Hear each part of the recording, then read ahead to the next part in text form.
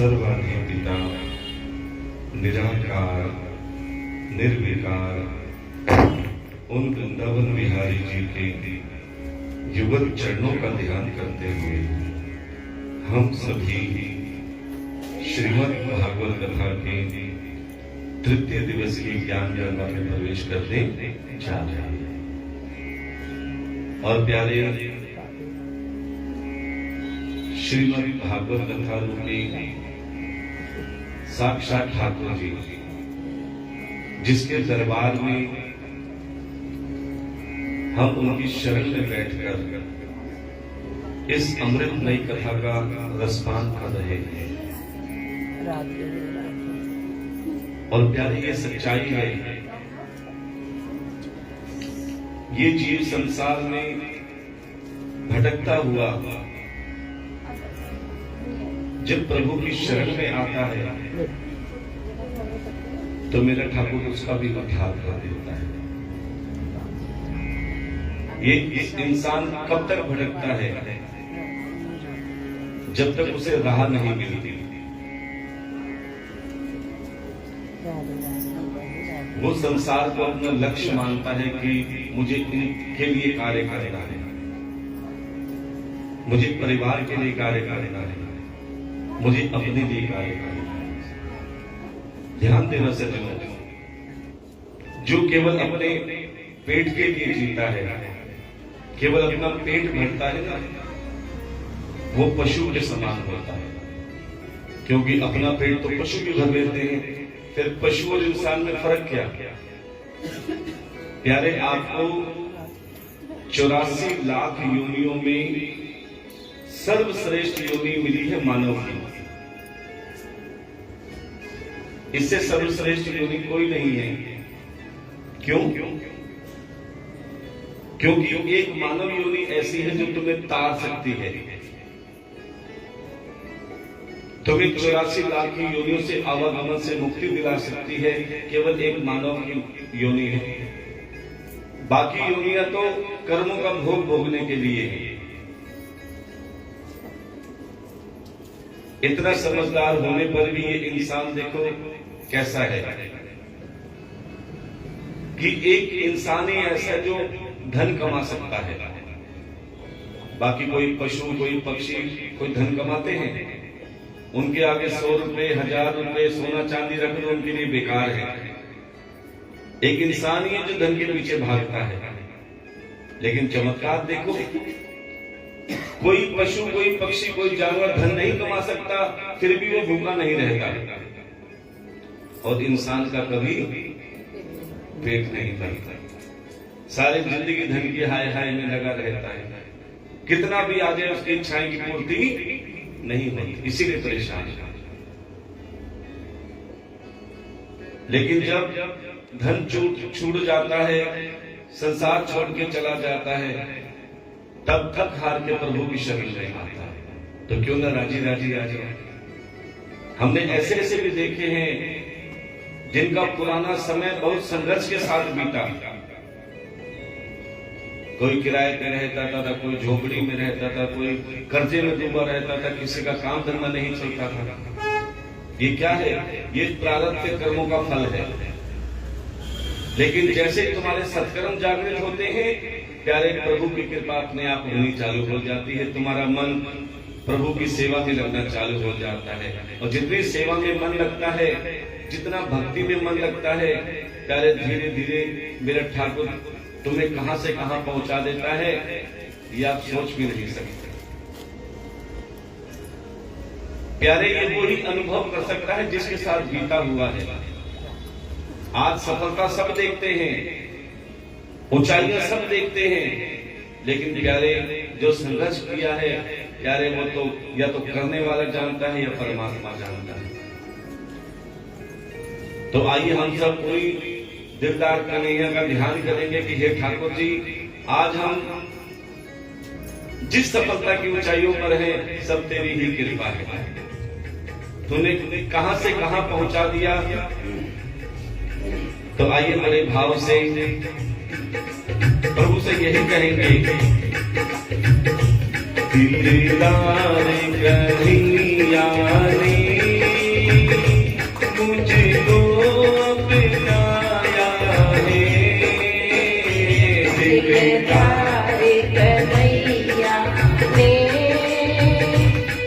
मुझको अपनाया है। रस्ते से उठा करके सीने से लगाया है। रस्ते से उठा करके सीने से लगाया है। भैया औरों की तो मैं जानता नहीं, लेकिन मैं अपनी सच्चाई बताता हूँ। एक समय ऐसा था कि कोई पास में भी नहीं बिठाता था, क्योंकि आज लोग बराबर के स्टेटस की बात करते हैं, लेकिन आज वही नालायक बच्चा ऐसा है जिसे सुनने के लिए सैकड़ों लोग भी आते हैं। ये मेरे ठाकुर की ही कृपा है। जिसको लगता है कि ठाकुर की कृपा हम पर है तो प्यारे हाथ उठा के बोलेंगे, दिलदार कन्हैया ने मुझको अपनाया है। दिलदार कन्हैया ने मुझको अपनाया है। रस्ते से उठा करके सीने से लगाया है। रस्ते से उठा करके सीने से लगाया है। खाली अपने हाथों को ताली के सिरों में लगाइए।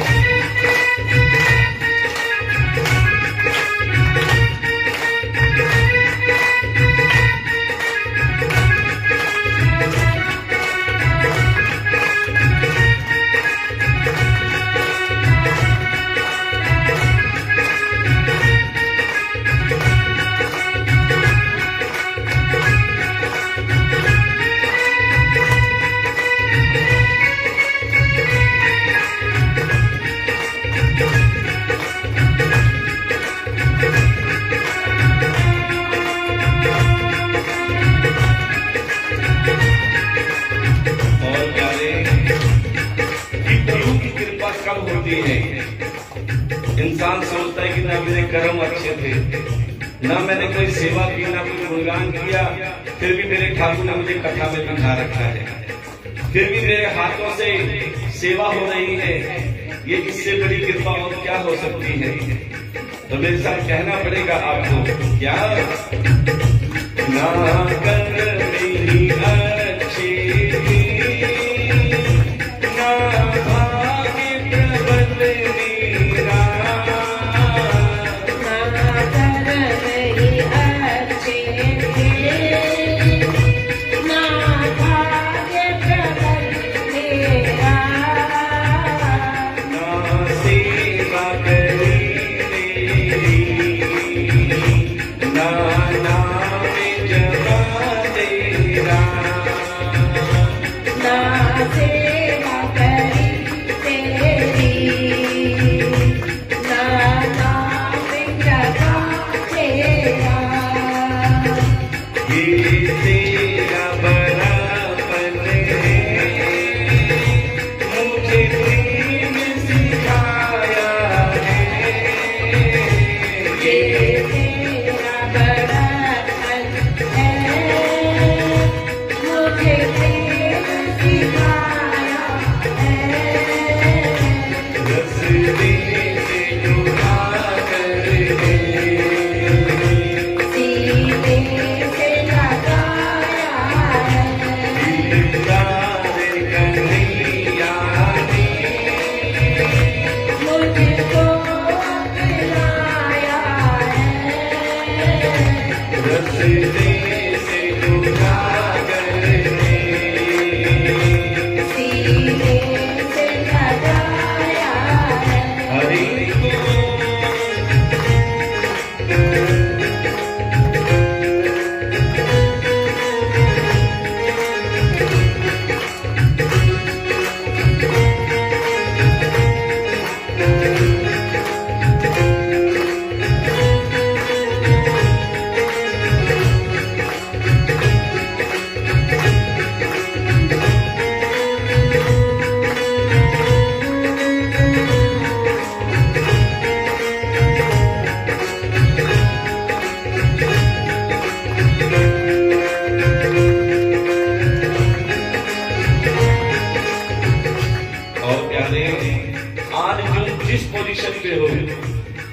सफलता पे हो, प्यारे पुराना समय कभी भूलना मत। और ये मत कहना कि हमने हमारी वजह से हुआ या हमारी मेहनत है। यही कहना ठाकुर जी आपकी कृपा के बिना नहीं था संभव।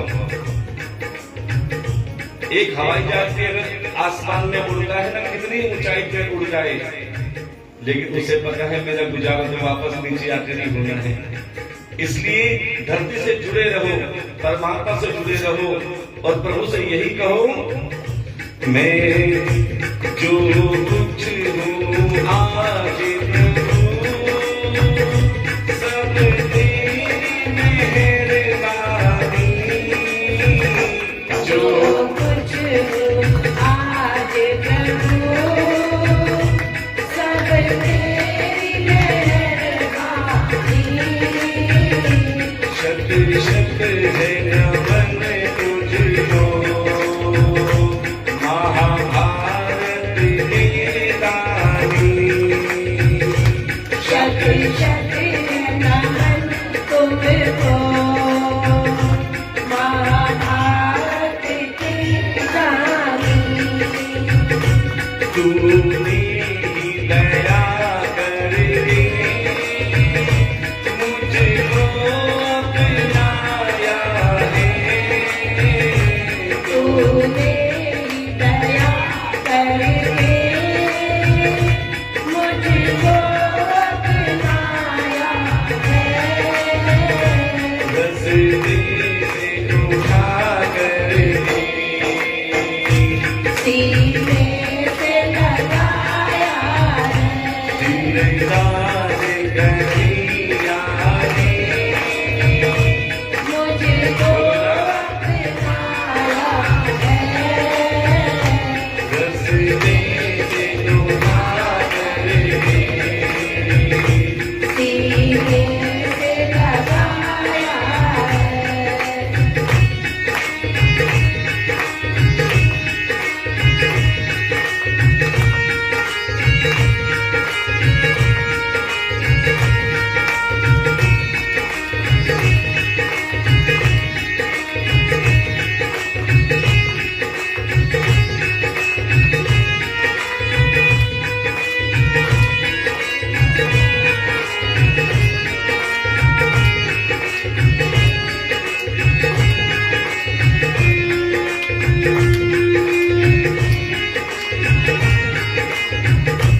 और प्यारे, जैसे द्रौपदी की लाज बचाई, जैसे मीरा का मान बढ़ाया, जैसे शबरी के लिए स्वयं मिलने आए, वैसे प्रभु हमारी भी लाज रखना कि हम आपकी सेवा करते रहे, आपका गुणगान करते रहे, इतनी कृपा बनाए रखना।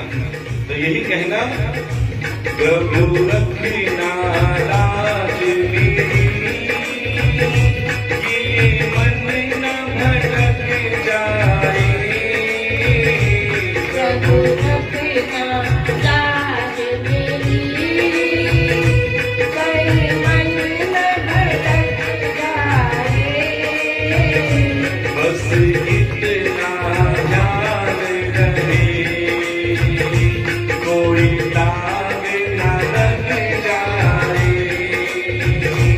बस इतना ध्यान रहे, कोई दाग न लग जाए, बदरंग न हो जाए, जो ये रंग चढ़ाया है, बदरंग न हो जाए, जो ये रंग चढ़ाया है,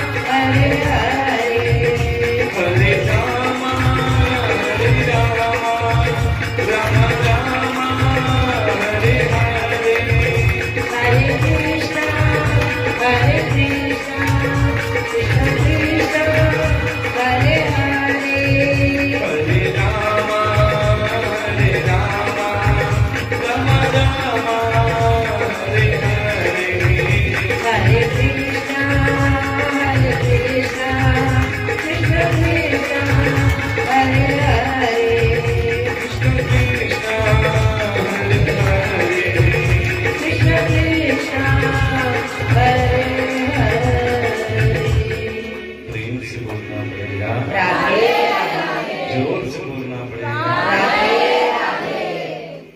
क्योंकि ये सच्चाई है।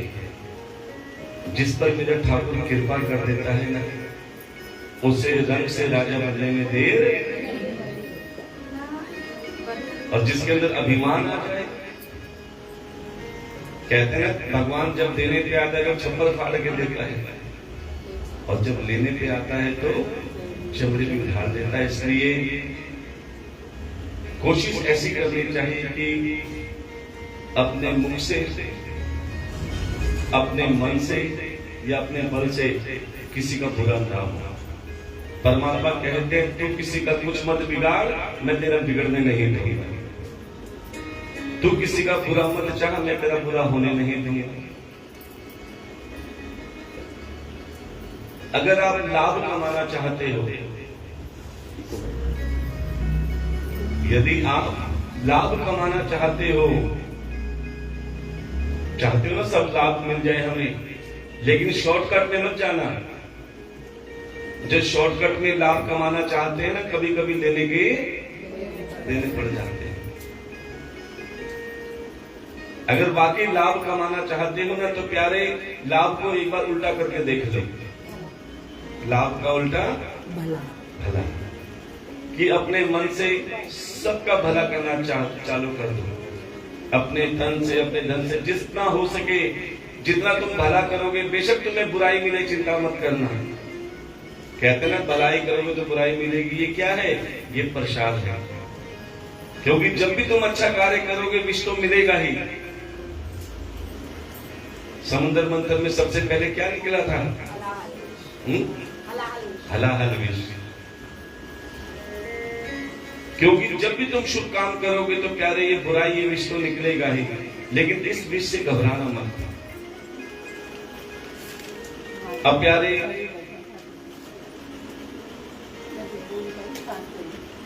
कि पेशेंस रखना, धैर्य रखना, तो विश्वास मानो, तुम्हें चाहे कुछ समय बाद लाभ मिले, लेकिन जब लाभ मिलना चालू होगा ना, तो उसकी सीमा नहीं रहेगी कितना लाभ होगा। इसलिए अपने मन से सबका भला चाहो। दूसरा कि ठाकुर को सब याद करते हैं। कहते हैं ना, गोविंद मेरो है, मेरो तो गिरधर गोपाल, दूसरो ना कोई। प्यारे आप गोविंद को याद करते हैं, दुनिया गोविंद को याद करती है, ये ज्यादा बड़ी बात नहीं है। तो बड़ी बात क्या है? यदि गोविंद तुम्हें याद करे, तुम गोविंद को याद करो, ये तो सब करते हैं, लेकिन गोविंद किस किस को याद करता है, ये बहुत बड़ी बात है।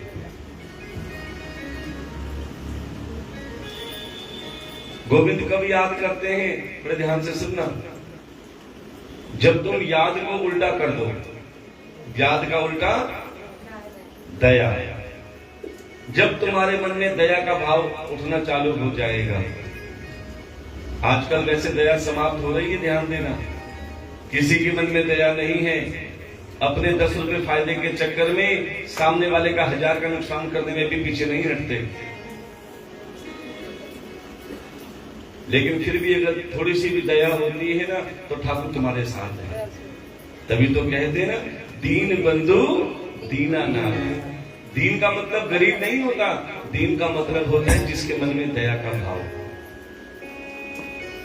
इसलिए हमेशा प्रसन्न रहो, सबका भला चाहो और अपने मन में दया का भाव रखो, तो विश्वास मानो, जहां तुम जाओगे मेरा परमात्मा हमेशा तुम्हारे साथ रहेगा। तुम्हें कहीं ढूंढने की जरूरत नहीं पड़ेगी मेरे ठाकुर को। हर पल हर क्षण तुम्हारा साथ देगा।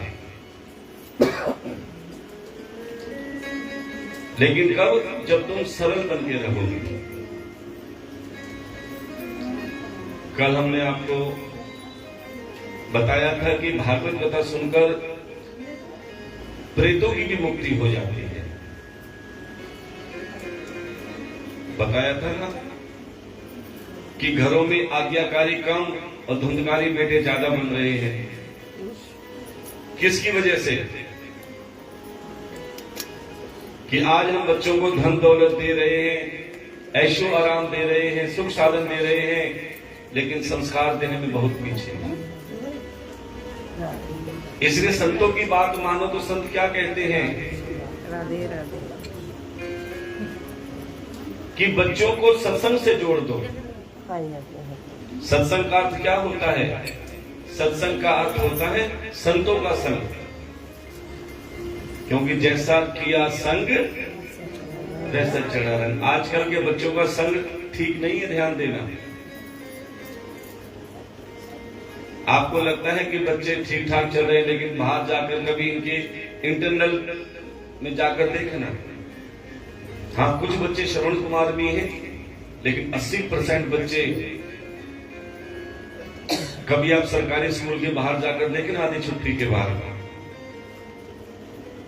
पिताजी से लाओ, पिताजी 20 रुपए 50 रुपए 100 रुपए पिताजी फट दे के दे देते हैं।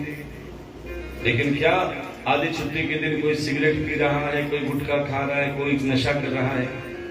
ये क्या संग का असर है? इसीलिए कहते हैं धृतराष्ट्र मत बनो। अब प्यारे, जब वो धुंधकारी ने अपने पिता की गिरबान पकड़ी, किसकी?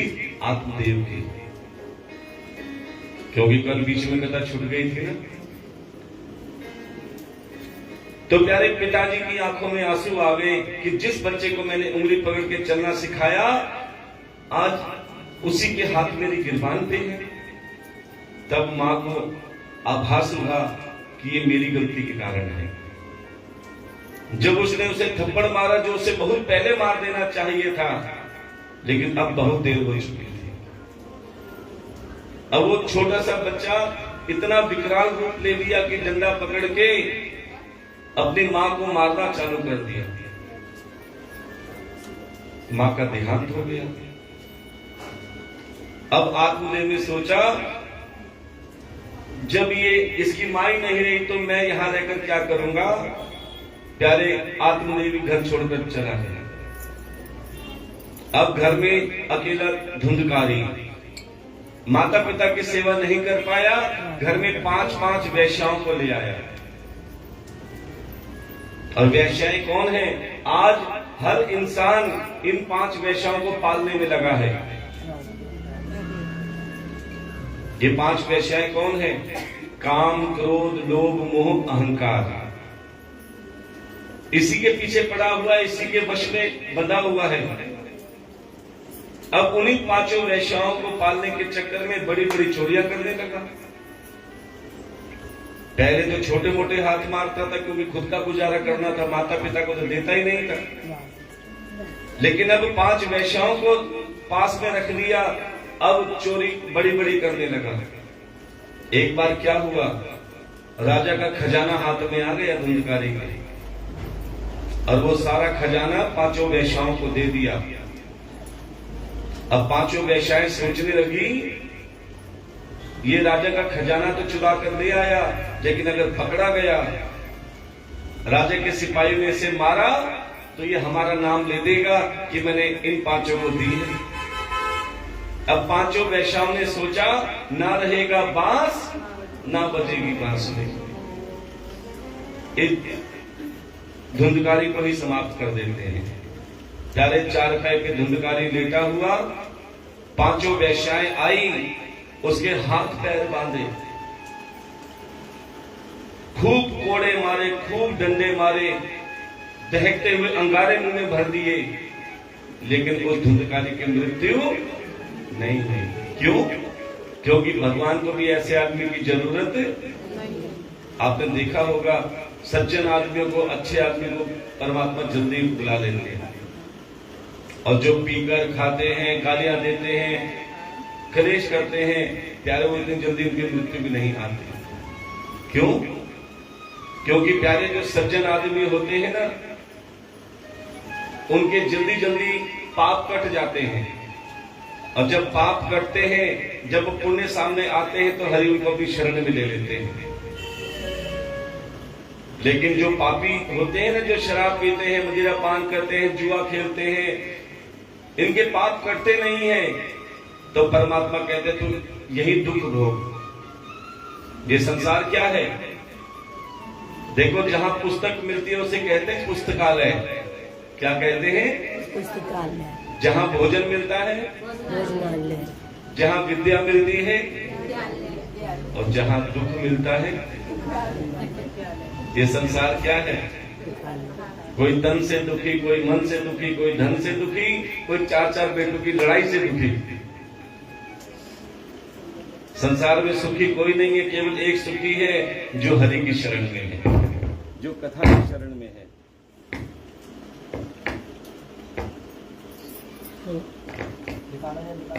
ये पुलिस हो गया। शीरा। फिर उसे दुख भी विचलित नहीं कर सकता। ध्यान देना, जो हरि की शरण में है कि हे प्रभु,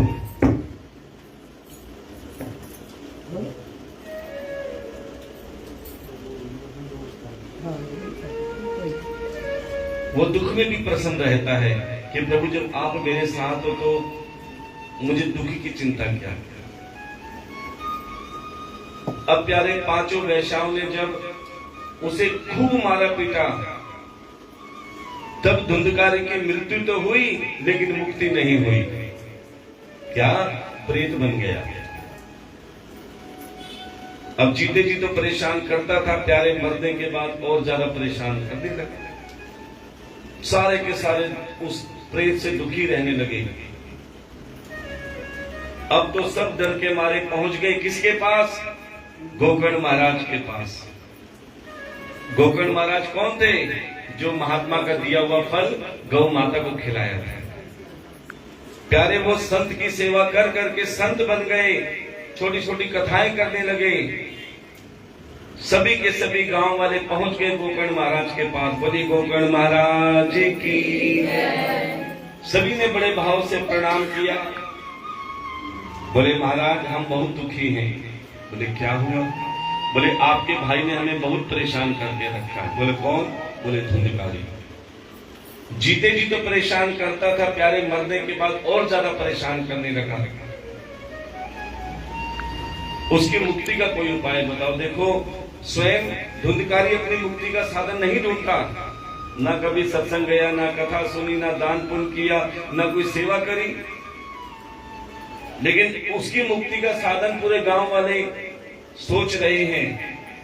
किसके कारण? अपने स्वार्थ के कारण कि हमें परेशान करना बंद कर। अब जैसे गोकर्ण महाराज से पूछा, गोकर्ण महाराज ने कहा प्रेत मुक्ति का केवल एक उपाय है। प्रेत मुक्ति का केवल एक साधन है, श्रीमद् भागवत कथा। देखो, आपको एक बात बताएं, कल भी बताई थी हमने। जिसकी मृत्यु होती है, मृत्यु के बाद उसके घर वाले उसके नाम के आगे क्या लिखते हैं? स्वर्गीय। लेकिन कोई गारंटी है कि वो स्वर्ग में गए हैं?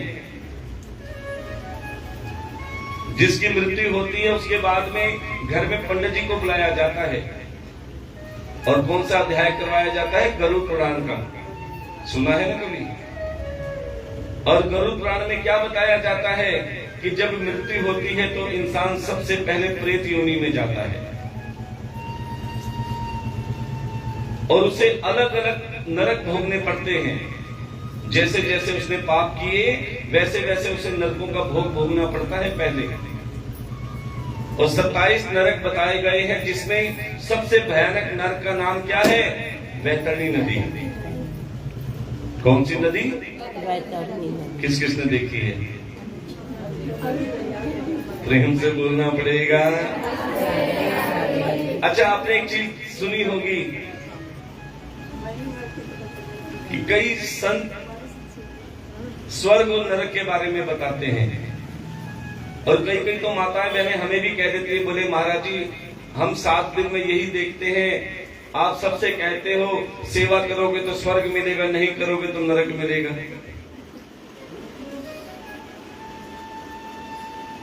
सच बताएं आपको, ये स्वर्ग और नरक कहाँ है? ये कहीं और नहीं है, इसी धरती पर है। कहीं और जाने की जरूरत नहीं है। ये स्वर्ग और नरक का जो फल है वो तुम्हें यही मिलेगा। और कई तो ये कहते हैं महाराज जी हम सेवा क्यों करें, हमें क्या पता मरने के बाद हम स्वर्ग जाएंगे, पता है किसी को? लेकिन हम व्यासपीठ पर बैठे बैठे आपको स्वर्ग और नरक दोनों के दर्शन करा दे तो कौन कौन देखना चाहेगा? अच्छा पहले क्या देखोगे?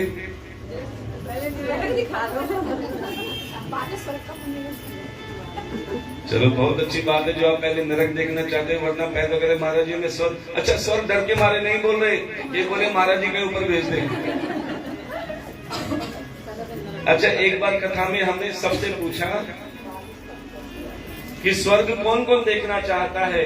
सभी बूढ़ी मैया ने हाथ ऊपर उठा दिए, सभी बूढ़ी मैया ने हाथ ऊपर उठा दिए।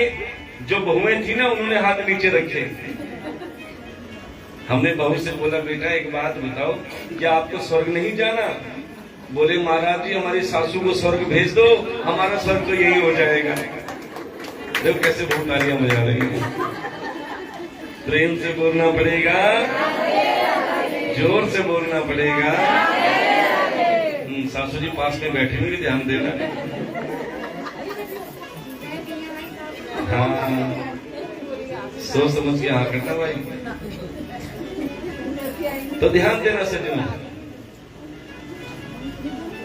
ये स्वर्ग और नरक यहीं पर ही है, आप अपनी आंखों से भी देखते हो लेकिन फिर भी समझ नहीं पाते।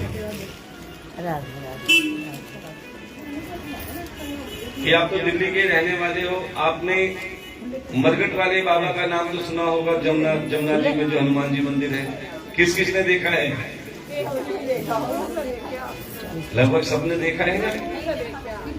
अच्छा कुछ लोग तो दर्शन करने जाते हैं और मरगट वाले बाबा के बिल्कुल पास में राम कचौड़ी वाला भी है। आधे जने स्वाद लेने जाते हैं। हाँ जी बातें ना करें।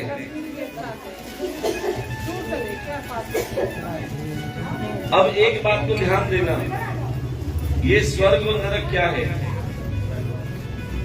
कि कई लोग जो दर्शन के बाद में जो राम कचौड़ी का स्वाद लेते हैं ना, और कचौड़ी खाने के बाद जो ड्रम में वो झूठा दोना फेंकते हैं बचा हुआ, वो फेंक के तो चले जाते हैं लेकिन कभी पीछे मुड़ के देखना। ये जितने भी वहां पे भिखारी है ना, और ड्रम में हाथ मार मार के वो छीनते हैं दोने को, कहीं कुछ खाने को मिल जाए। क्यों? क्योंकि प्यारे कभी अन्न का दान किया होता तो उन्हें अन्न मिलता। अन्न के पीछे आपस में झगड़ते हैं। आपने एक चीज देखी होगी, है तो इंसान की योनि, लेकिन बड़े बड़े मंदिरों के बाहर जो भिखारी बैठते हैं, किसी के टेढ़े हाथ होते हैं तो किसी के होते ही नहीं। किसी का एक पैर है, किसी के दो पैर ही नहीं है, बैसाखी से चलते हैं। अरे आपके पास तो टूटी फूटी छत भी होगी, बस अड्डे का फ्लाईओवर देख लेना, वहां पर कैसे कैसे हैं, धूप में, आंधी में, बारिश में, सब कुछ सहते हैं। इंसान की योनि मिल गई लेकिन पशु की योनि से बदतर जिंदगी जीते हैं। ये क्या है? ये उनके लिए नरक है। अच्छा आपने बचपन में या जवानी में नरक का एक पोस्टर देखा होगा, हमने तो देखा, शायद आपने भी देखा होगा कि कैसे काटा जाता है, उबलते हुए तेल के कढ़ाई में डाला जाता है। देखा है ना? ये झूठ नहीं है, ये सच है। कैसे? सर्दियों में जो आप दुकान पर ब्रेड पकोड़े खाते हो, सर्दियों में आप तो बड़े चाव से ब्रेड पकोड़े खा रहे हो, लेकिन आपने बल्ब के ऊपर मच्छर उड़ते हुए देखे होंगे। क्या होता है? वो अपने कर्मों का भोग भोग रहे हैं। और जीते जी जो आगे से चलाए जाते हैं ना, कभी यूट्यूब पे चाइना का हाल देख लेना, कैसे जानवरों को जिंदा काटा जाता है, ये अपने कर्मों का भोग भोग रहे हैं। और आपने ये भी देखा होगा कि एक नदी होती है जिसमें कीचड़, पीप, ना जाने कितने बदबूदार वस्तुएं होती हैं। तो आप गटर का हाल देख रहे हो, इसमें कॉकरोच, कीड़े मकोड़े और ना जाने कितने जीव होते हैं जो वहां रहते हैं, ये अपने कर्मों का भोग भोग रहे हैं। बताइए उसके लिए स्वर्ग है या नरक है? आप सब देख रहे हो, लेकिन फिर भी स्वर्ग नरक की बात नहीं है दिमाग में। अच्छा, अब स्वर्ग कहां है ये देख लो कि एक व्यक्ति जिसने पूरी जिंदगी दूसरों की सेवा में बिता दी, खूब अन्न का दान दिया, जल का दान दिया, धन का दान दिया, खूब भगवान का गुणगान किया, खूब सबकी सहायता करी, लेकिन किसी एक पाप के कारण वो अगले जन्म में कुत्ता बन गया। क्या बन गया? अब कुत्ता तो बन गया, लेकिन कर्म उसके अच्छे थे, खूब सेवा करके आया था। क्या हुआ? वो कुत्ता तो बना, लेकिन एक करोड़पति के घर में पलने लगा। अब आपने देखा है जो करोड़पति के घर में जो कोई कुत्ता भी नहीं बोल सकता उसे, उसके बढ़िया सा नाम होता है, मालिक लड़ना चालू कर देते हैं। अरे मेरे क्या नाम बताते हैं? डोगी का नाम। हाँ, डोगी का नाम, कई नाम होते हैं, किसी का चीकू, पीकू। टॉमी, पप्पी। उसके मालिक के सामने उसे कुत्ता कह दो, मालिक लड़ना चालू कर देगा।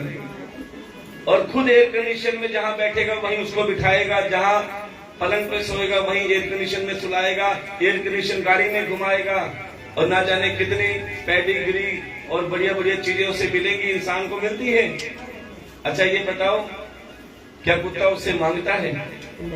उसे पता है मेरे कर्म, जो मैंने कर्म किए हैं उसका फल मुझे मिल रहा है, मुझे चिंता करने की जरूरत नहीं, मेरे मालिक मेरी चिंता कर रहा है क्योंकि मैं भोग के आया हूँ। प्यारे, कर्मों का फल हर किसी को मिलता है। ये सृष्टि तो परमात्मा ने रची है। क्या रचा है सृष्टि को जिस प्रभु ने, वही ये सृष्टि चला रहा है। रचा है सृष्टि को जिस प्रभु ने, वही ये सृष्टि चला रहा है। रचा है सृष्टि को जिस प्रभु ने, वही ये सृष्टि चला रहा है। रचा है सृष्टि को जिस प्रभु ने, वही ये सृष्टि चला रहा है। देखो, इसने सृष्टि रची, ये चला रहा है, तो आप क्या कर रहे हो? आप क्या कर रहे हो? बोलो ना। लगाए पहले जो पेड़ हमने, लगाए पहले जो पेड़ हमने, लगाए पहले जो पेड़ हमने, लगाए पहले जो पेड़ हमने। कौन से पेड़ लगाए? पाप के या पुण्य के? अगर पुण्य किया होगा तो सुख के रूप में पाओगे, अगर पाप किया होगा तो दुख के रूप में पाओगे, और कोई नहीं पाएगा। क्या? लगाए पहले जो पेड़ हमने, लगाए पहले जो पेड़ हमने, उसी का फल हम अब पा रहे हैं। रचा है सृष्टि को जिस प्रभु ने, वही ये सृष्टि चला रहा है। रचा है सृष्टि को जिस प्रभु ने, वही ये सृष्टि चला रहा है। इसलिए कहते हैं प्यारे, जितना हो सके सत्कर्म के बीज बोना, क्योंकि जो बीज बोओगे प्यारे उसी का फल आपको मिलेगा।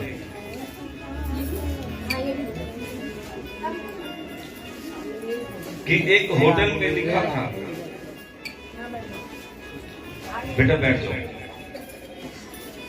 एक होटल पे लिखा था आप खाओगे बिल आपके पोते भरेंगे।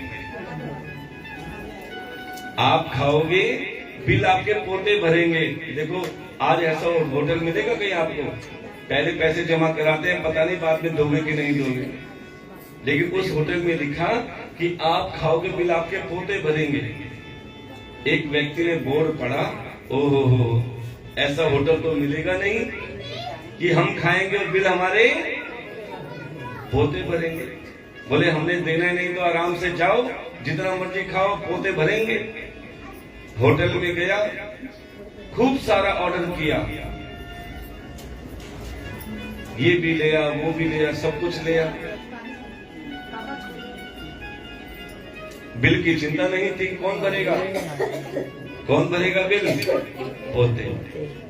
अब खा पी के जैसे मुंह पहुंच के खड़ा हुआ जाने के लिए, तभी मालिक ने बिल आगे दे दिया। बोले ये क्या है? बोले बिल है। बोले आपने तो लिखा है आप खाओगे बिल आपके पोते भरेंगे। बोले बिल्कुल सही लिखा है। बोले तो ये बिल? बोले ये आपका बिल नहीं है, आपके दादाजी का बिल है। जो खाकर गए थे ना वो, उसका बिल आपको मिला, अभी तो आपका आगे मिलेगा पोतों को। तो सज्जनों, कहने का भाव क्या है? जो आप कर्म कर रहे हो ना, उसका भुगतान आपके बच्चों को करना पड़ेगा। अगर आज बीज बो रहे हो, आपने आम का बीज बोया ना, तो जरूरी नहीं कि बीज बोते ही फल आए, समय लगता है। जब वो वृक्ष बनेगा, फिर जब पेड़ बनेगा ना, और उसके में जो फल आएगा, प्यारे वो आपकी पीढ़ियां खाएंगे, पोते भी खाएंगे, उसके पोते भी खाएंगे, क्योंकि आपने बीज अच्छा बोया है। और अगर आपने बीज बो दिया बबूल का, तो उसका बिल कौन भरेगा? इसीलिए आज जो लोग कहते हैं ना हमारे पास 50 बीघा जमीन है, 100 बीघा जमीन है, अकड़ के चलते हैं, ये बीज आज तुम 200 गज का प्लॉट लेके दिखा दो, क्योंकि प्यारे तुम्हारे बुजुर्गों ने, तुम्हारे पूर्वजों ने, तुम्हारे जो वंशज हैं, उन्होंने जमीन लेके छोड़ी। आज तुम उस पे अभिमान से कहते हो ना, क्योंकि उन्होंने वो बीज बो रखा है जिसका फल आप खा रहे हैं। तो क्यों ना प्यारे आज आप भी वही बीज बो इस सत्कर्म और सेवा का, जिससे उसका फल आपके बच्चों को, आपके परिवार को मिले। क्योंकि जो आप कथा श्रवण कर रहे हो, जो कथा में सेवा कर रहे हो, चाहे वो कन्यादान के रूप में हो, चाहे वो भंडारे के रूप में हो, प्यारे ये भी आपके बच्चों को, आपके पोतों को इसका फल जरूर मिलेगा। आपने देखा और सुना होगा, किसी के घर में किसी का कोई एक्सीडेंट हो जाता है या कोई भयानक बीमारी लग जाती है, सब कहते हैं अब ये नहीं बचेगा, लेकिन फिर भी जब वो बच जाता है ना, तो लोग क्या कहते हैं? कुछ लिया दिया आगे आ गया। ये लिया दिया क्या है? जो जाने अनजाने में तुमने सेवा की है, जो जाने अनजाने में तुमने भगवान का गुणगान किया है। प्यारे ये सब किसी न किसी रूप में ये तुम्हारी एफडी बन गई है, जो उस समय काम आती है जब कुछ काम नहीं आता। इसीलिए कहते हैं प्यारे, जितना हो सके प्रभु की सेवा में लग जाओ, और दुख आए तो घबराना मत। हम सबसे कहते हैं, कई लोग तुमसे हालचाल पूछे ना कि क्या हाल है, तो अक्सर लोग क्या कहते हैं? बस काट रहे हैं। कभी मत कहना कि काट रहे हैं, क्योंकि जीवन तुम्हें काटने के लिए नहीं मिला। हम बताते हैं, कोई हाल पूछे तो क्या कहना है? कोई पूछे क्या हाल है, अगर तुम्हारे घर में सुख साधन है, तुम्हारे बच्चे संस्कारी हैं, तुम्हारे घर में संत महात्मा ब्राह्मण बहनों बेटी का आना जाना लगा रहता है, खुशी खुशी आते हैं, खुशी खुशी जाते हैं, फिर तुमसे कोई पूछे क्या हाल है, तो प्रेम से कहा करो हरि की कृपा है। क्या हाल है? क्या हाल है? क्या हाल है? और थोड़ा बहुत दुख भी आ जाए तो घबराना मत, क्योंकि इंसान दुख से जल्दी घबरा जाता है। ये दुख क्या है? हाँ जी, बातें ना करें, क्योंकि बात करने से प्यारे आप तो पाप के भागी बनोगे। जो प्रेम से कथा सुन रहा है वो उसका भी ध्यान हटेगा। तो प्यारे, थोड़ा बहुत दुख भी आ जाए तो घबराना मत। तो आपको बता दे कि दुख क्या है। ये दुख तुम्हारी परीक्षाएं हैं। भगवान तुम्हारी परीक्षा लेता है बीच बीच में, कि तुम दुख में याद करते हो या सुख में याद करते हो। ईमानदारी से बताओ, कब याद करते हो? वैसे तो इंसान जब ज्यादा धनवान हो जाता है तो नोट ही गिनता है, और क्या कहता है? बहन बढ़ाना भैया। इसीलिए कहते हैं प्यारे कि सुख और दुख में दोनों में प्रसन्न रहो। न सुख में फूलो न दुख में रो। जो दुख में भी प्रसन्न रहना जानता है ना प्यारे, पहाड़ जैसा दुख भी आए तो वो घबराता नहीं है, तिनके की तरह लगता है और वो दुख निकल जाता है। और जो दुख में घबरा जाता है तो तिनके जैसा दुख भी पहाड़ जैसा लगता है। इसीलिए कहते हैं कि अपने गोविंद से रिश्ता बनाए रखो, वो तुम्हारे हर दुख से जल्दी भुगतान करवा देगा। ये संसार तो तुम्हें नीचे गिराने में लगा रहेगा, ध्यान देना। अरे एक प्रहलाद भगत था जिसका संसार नहीं, खुद उसका पिता दुश्मन था। कभी उसे पहाड़ों से नीचे फेंकवाता, कभी उबलते हुए तेल के कढ़ाई में डालता।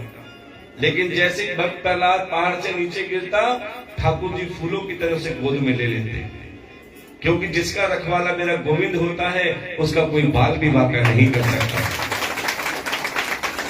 तो ऐसे ही आप भी मेरे ठाकुर से कहो कि हे ठाकुर, जब आप हमारे साथ हो, हमारा रिश्ता आपसे है, तो हम क्यों घबराएं। तो आइए बड़े भाव से, जो जो मेरे ठाकुर का रिश्तेदार है वही बोलेगा।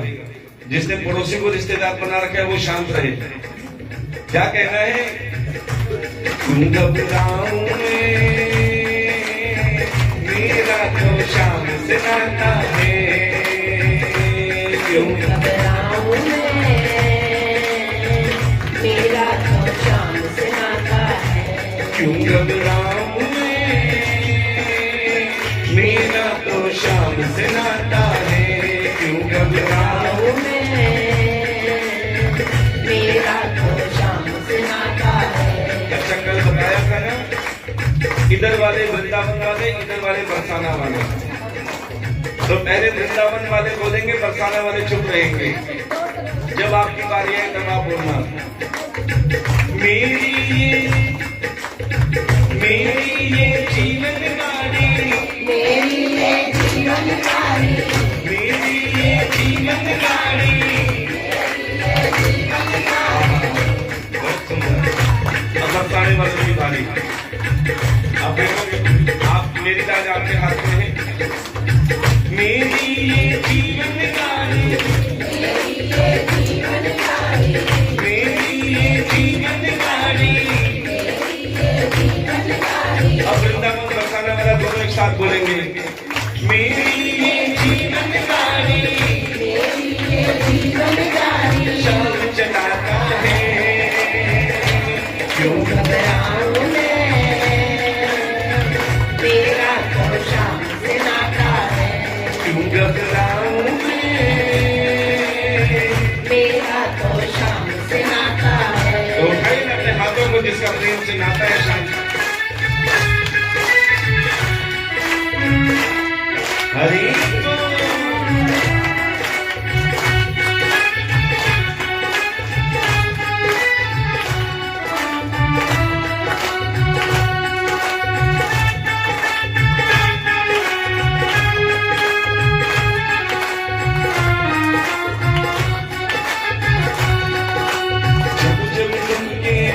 मंडराते, जब जब दुख के बादल मंडराते, शाम नाम लेते ही छट जाते, जब जब दुख के शाम नाम लेते ही छट जाते। हाँ जब जब दुख के बादल मंडराते, शाम नाम लेते ही छट जाते, जब जब दुख के बादल मंडराते, शाम नाम लेते ही छट जाते। हर बाल विवाह का रोना कर पाते, बाल विवाह का होना कर पाते, पल भर में भी वो न नजर आते, बाल विवाह का होना कर पाते, पल भर में भी वो न नजर आते। क्यों नजर नहीं आते? जरा उठाइए अपने हाथों को। संकट आने से पहले, संकट बोलो ना। आने से पहले, संकट आने से पहले, संकट आने से पहले, शाम आता है, क्यों घबराऊं हरि को, मेरा तो शाम से नाता है, क्यों घबराऊं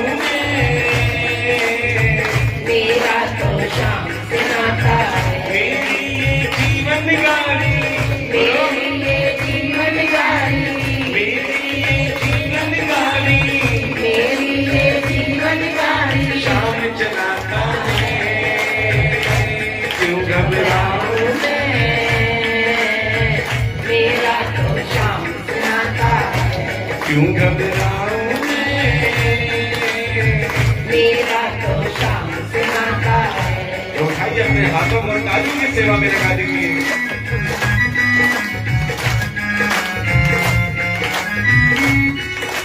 बाकी बिहारी लाल की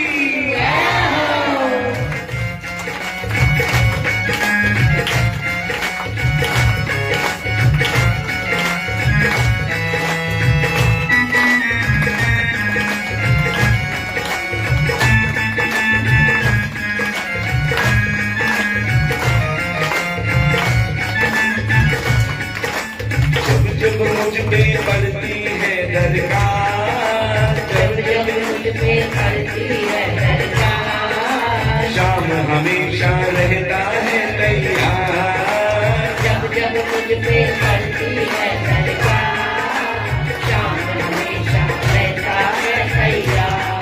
वो शाम ने मुझ पर किया बहुत उपकार, शाम ने मुझ पे किया बहुत उपकार, शाम है मेरे जीवन का आधार, शाम ने मुझ पे किया बहुत उपकार, शाम ने मेरे जीवन का संकट आने से पहले, संकट आने से पहले, संकट आने से पहले, संकट आने से पहले, शाम आता है, क्यों घबराऊं मैं, मेरा तो शाम से नाता है, क्यों घबराऊं मैं, मेरा तो शाम से नाता है, मेरी ये जीवन गाड़ी, मेरी ये जीवन गाड़ी, मेरी ये जीवन गाड़ी, मेरी ये जीवन गाड़ी, शाम चलाता है, क्यों घबराऊं मैं, मेरा तो शाम से नाता है, क्यों घबराऊं मैं, मेरा तो शाम से नाता है, मेरा तो शाम से नाता है, मेरा तो शाम से नाता है। प्रेम से बोलना पड़ेगा, जोर से बोलना पड़ेगा कि मेरे ठाकुर से रिश्ता बनाए रखना, विश्वास मानो, जब मुसीबत आएगी संसार की कोई गारंटी नहीं है। अभी कुछ समय पहले एक महामारी आई थी जिसका नाम था क्या नाम था? कोरोना।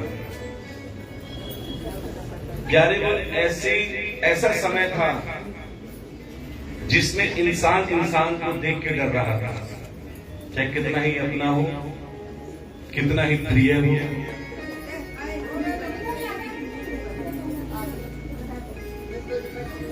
उस समय इधर आ जाओ। यहाँ बैठ। कोई नहीं, आज बारिश है, आगे आगे हो गया।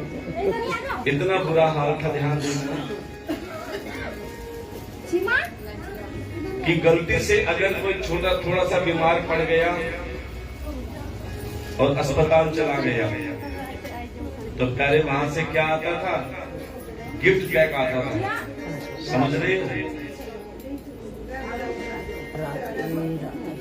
पन्नी में लिपट के उसका मृत शरीर आता था। उसके बाद में भी उसके रिश्तेदार उसे हाथ नहीं लगाते थे। सोचो कितना बुरा हाल था। और आज जो तुम प्रेम से कथा श्रवण कर रहे हो, ये सब उन्हीं की कृपा है। प्यारे ध्यान देना कि हे प्रभु, आपने हमें इस लायक बनाया कि हम आपकी कथा श्रवण कर रहे हैं और उस महामारी से बचकर आए हैं। तो प्यारे, तुम्हारे सत्कर्मों का फल और मेरे ठाकुर की कृपा का आशीर्वाद है जो आप प्रेम से। इसीलिए कहते हैं प्यारे, भगवान के कार्य में कभी पीछे मत हटना। भगवान की कथा श्रवण के लिए कभी ये मत सोचा करो कि हमें कोई बुलाए तो हम जाएंगे। किसी भी माध्यम से अगर आपको पता लगता है, अरे तुम्हारे घर से बाहर कोई छोटा बच्चा भी शोर मचाता जाए ना कि हमारे स्वरूप नगर की नंबर 2 नंबर गली में भागवत कथा हो रही है, तो उसे छोटा बच्चा मत समझना। हो सकता है मेरा ठाकुर उसके मन में बैठ के आपको निमंत्रण देने के लिए आया है, तो किसी और निमंत्रण की जरूरत नहीं है। अब प्यारे, बिल्कुल सरल भाव से अब गोकर्ण महाराज ने कहा कि प्रेत मुक्ति का केवल एकमात्र साधन है श्रीमद् भागवत कथा, कि आप सब मिलकर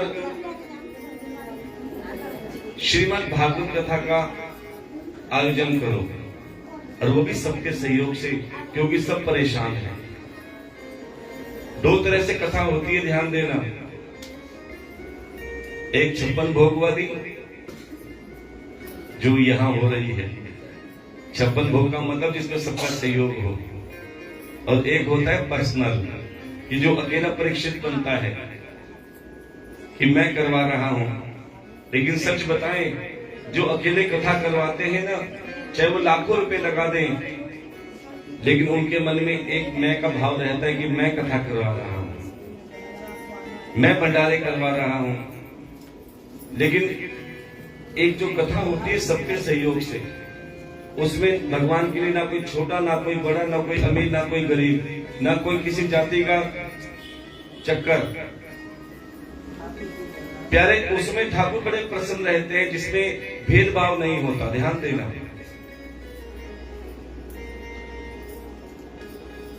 और शास्त्र कहते हैं जीवन में हर किसी को एक बार भागवत कथा अवश्य करवानी चाहिए। क्यों? क्योंकि जाने अनजाने में उन्हें पता ही नहीं लगता कि हमारे घर में पितृदोष का भाव चल रहा है। जैसे कई बार बीमारी ना लास्ट टाइम पे पता चलती है, तब डॉक्टर कहते हैं ओहो ये तो 3rd स्टेज का कैंसर है। अब तक शरीर सही था, लेकिन अचानक पता लगा कि मेरे तो कैंसर, वो भी लास्ट स्टेज पर है, मुझे ये बीमारी बिल्कुल लास्ट स्टेज पर है।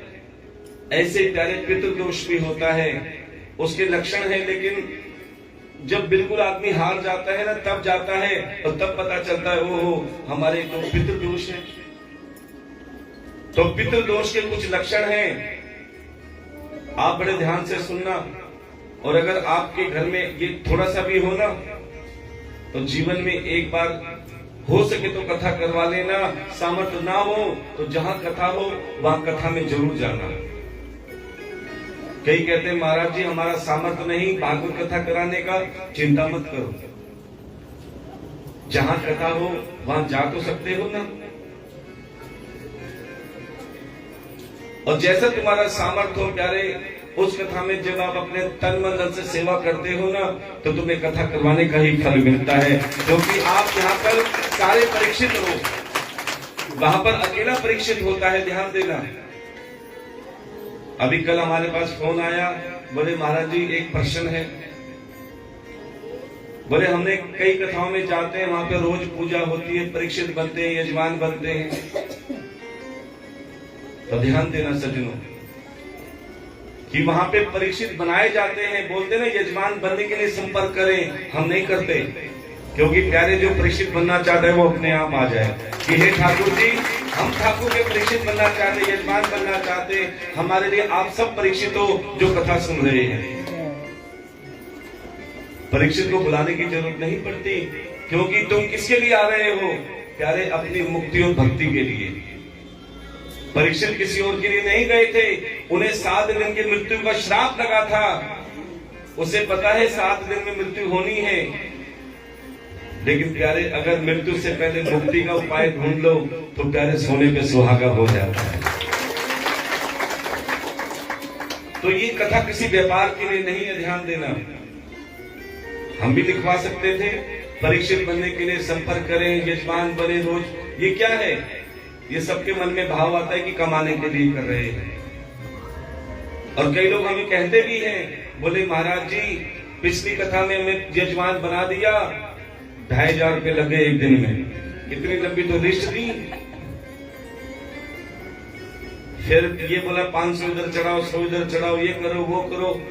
अब क्या है, जबरदस्ती करवा तो लिया, लेकिन भाव बाद में बिगड़ गया कि तो कमाने के लिए आए हैं, तो क्या कथा का फल मिलेगा?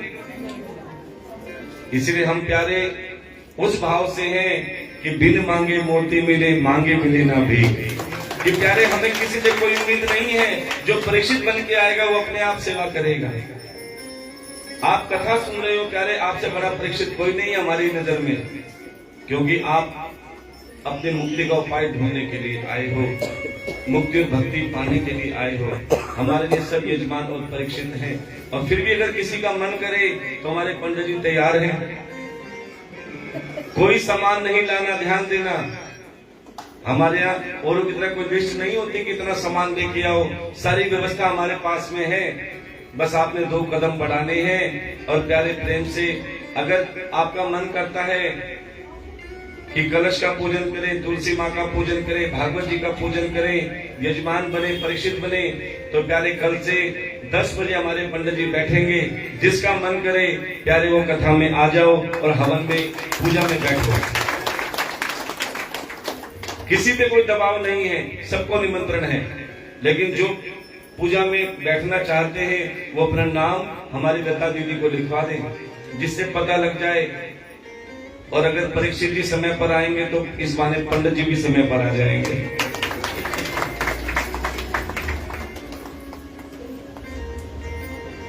तो प्यारे आपको बताते हैं कि पितृदोष के लक्षण क्या हैं। कि काफी समय से वंश की बेल आगे नहीं बढ़ती। कई कहते हैं महाराज 10 साल हो गए, 7 साल हो गए, कोई 12 साल हो गए, बच्चों की किलकारी नहीं गूंज रही घर में। ये प्यारे पितृदोष का कारण होता है। कई कहते हैं महाराज सब कमाने वाले हैं लेकिन घर में बरकत नहीं है, घर में आपस में मन नहीं मिल रहे, कर्जा सर में ज्यादा चढ़ता जा रहा है। ये प्यारे पितृदोष के लक्षण है। इतना बड़ा मकान है, गिनती के 5 जने रहते हैं, सब अपने मोबाइल में लगे रहते हैं, आपस में बात करने की किसी को फुर्सत तक नहीं है। अरे हम कहते हैं तुम्हारे घर में 2 लाख की डाइनिंग टेबल हो, ये जरूरी नहीं। धनवान वो नहीं जिसके घर में 2 लाख की डाइनिंग टेबल है। अरे ऐसी डाइनिंग टेबल का फायदा क्या जहां पर आपस में बच्चे प्रेम से बैठकर ना खाएं। प्यारे छोटी सी चटाई हो चाहे फटी पुरानी हो, लेकिन सारे बच्चे जब बैठकर हंस खेल कर खाते हैं तो उससे बड़ा धनवान कोई नहीं।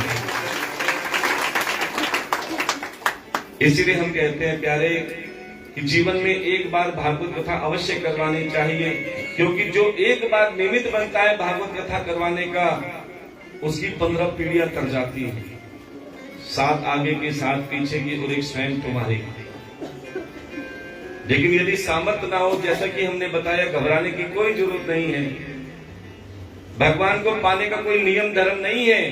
अगर भाव अच्छा है तो पत्थर में भी भगवान दिख जाएंगे, विश्वास पक्का है तो पत्थर में भी दिख जाएंगे, और अगर प्यारे विश्वास नहीं है तो चतुर्भुज रूप में भी आ जाए तो प्यारे पहचान नहीं पाओगे। कहते हैं ना परमात्मा, पास रहता हूँ तेरे सदा में, अरे तू नहीं देख पाए तो मैं क्या करूँ। पास रहता हूँ तेरे सदा में, अरे तू नहीं देख पाए तो मैं क्या करूँ। अब प्यारे जैसे ही गोकर्ण महाराज ने कहा कि आप सब मिलकर भागवत कथा का महान यज्ञ की तैयारी करो, मैं स्वयं वक्ता बनूंगा। ध्यान देना, गोकर्ण महाराज ने सबको कहा कि आपस में मिलकर व्यवस्था बनाओ, क्योंकि अकेला हर कोई थोड़ा सा घबराता है। किसी ने अखंड ज्योत में घी की व्यवस्था करी, किसी ने रोज के प्रसाद की व्यवस्था करी, किसी ने भोजन की व्यवस्था करी, किसी ने कुछ, पंडाल बन के तैयार हो गया। जैसे पहला दिन हुआ, गोकर्ण महाराज ने कथा सुनानी आरंभ करी, पूरा पंडाल श्रोताओं से भरा हुआ है, लेकिन एक श्रोता ऐसा भी आया जो आज तक कभी कथा में नहीं गया, और वो श्रोता कौन था? कौन? धुंधकारी, जिसने जीते जी कभी कथा नहीं सुनी, कीर्तन नहीं सुना, कोई सेवा नहीं करी, आज वो धुंधकारी कथा सुनने के लिए बैठा है। लेकिन एक बात हम आपसे कहते हैं ना कि जिसके सिर पे पाप होते हैं ना, उसे कथा सुनने में विघ्न आता है। अब धुंधकारी बैठ तो गया, किसी को दिखाई नहीं दे रहा क्योंकि प्रेत था।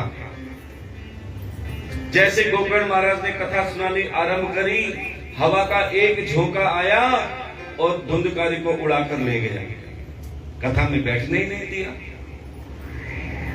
ऐसे ही प्यारे कईयों के पाप कथा में आ जाते हैं। कैसे?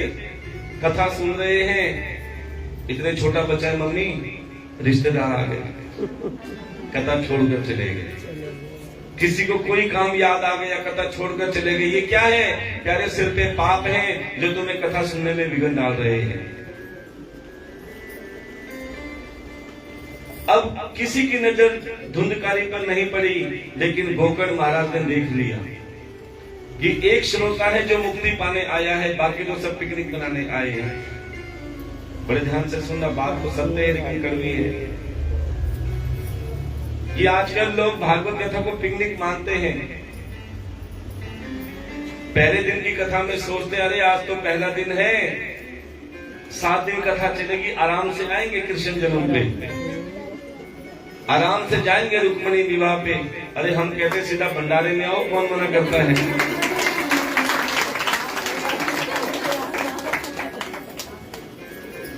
पहले दिन आते तो दूसरे दिन नहीं आते, दूसरे दिन आते तो तीसरे दिन नहीं आते। मतलब अपनी व्यवस्था देखते हैं, लेकिन ये भूल जाते हैं जिसने ये व्यवस्था दी उसको, उसके लिए हमारे पास समय नहीं है। अब गोकर्ण महाराज ने स्पेशल धुंधकारी के लिए व्यवस्था कर दी। सबके लिए तो टेंट वेंट लगवा रखा था, लेकिन धुंधकारी के लिए क्या किया? एक बांस मंगवाया 7 गांठ का, क्योंकि बैठने के लिए स्थान की जरूरत होती है। जैसे आपके आत्मा को शरीर मिल गया, स्थान मिल गया, तभी तो आप बैठे हैं। अब वो तो प्रेत था, शरीर तो था ही नहीं, तो प्यारे उसके लिए एक व्यवस्था करी कि बांस में उसे स्थापित कर दिया। अच्छा, 7 गांठ का क्यों बनाया? क्योंकि 7 दिन कथा होनी है। अब प्यारे जैसे जैसे एक एक दिन कथा पूरी हुई, एक एक गांठ खुलने लगी। सबसे नीचे बिठाया था, एक एक करके धुंधकारी ऊपर आने लगा। जैसे जैसे कथा विश्राम हो, एक एक करके धुंधकारी एक गांठ खुली, ऊपर चढ़ गया, दूसरी खुली, एक एक करके। जैसे ही 7वीं गांठ खुली, 7वें दिन की कथा संपूर्ण हुई, प्यारे ऊपर से विमान आया बैकुंठ से। किसके लिए आया? किसके लिए आया? धुंधकारी के लिए। लेकिन सभी श्रोता कहने लगे प्रभु कथा तो हमने भी सुनी, फिर ये विमान धुंधकारी के लिए ही क्यों आया? तब गोकर्ण महाराज ने कहा तुमने कथा सुनी, जो भी बताया ना कि ये पिकनिक मनाने आए हैं, कथा में बैठे तो मन कहीं और है। कई में तो आज छुट्टी मार दी, अरे आज बारिश आ रही है, आराम से घर में पकोड़े खाएंगे, चाय पिएंगे। लेकिन जिसने चाय पकोड़े दिए उसको भूल गए। प्यारे ये परीक्षाएं होती है, ध्यान देना।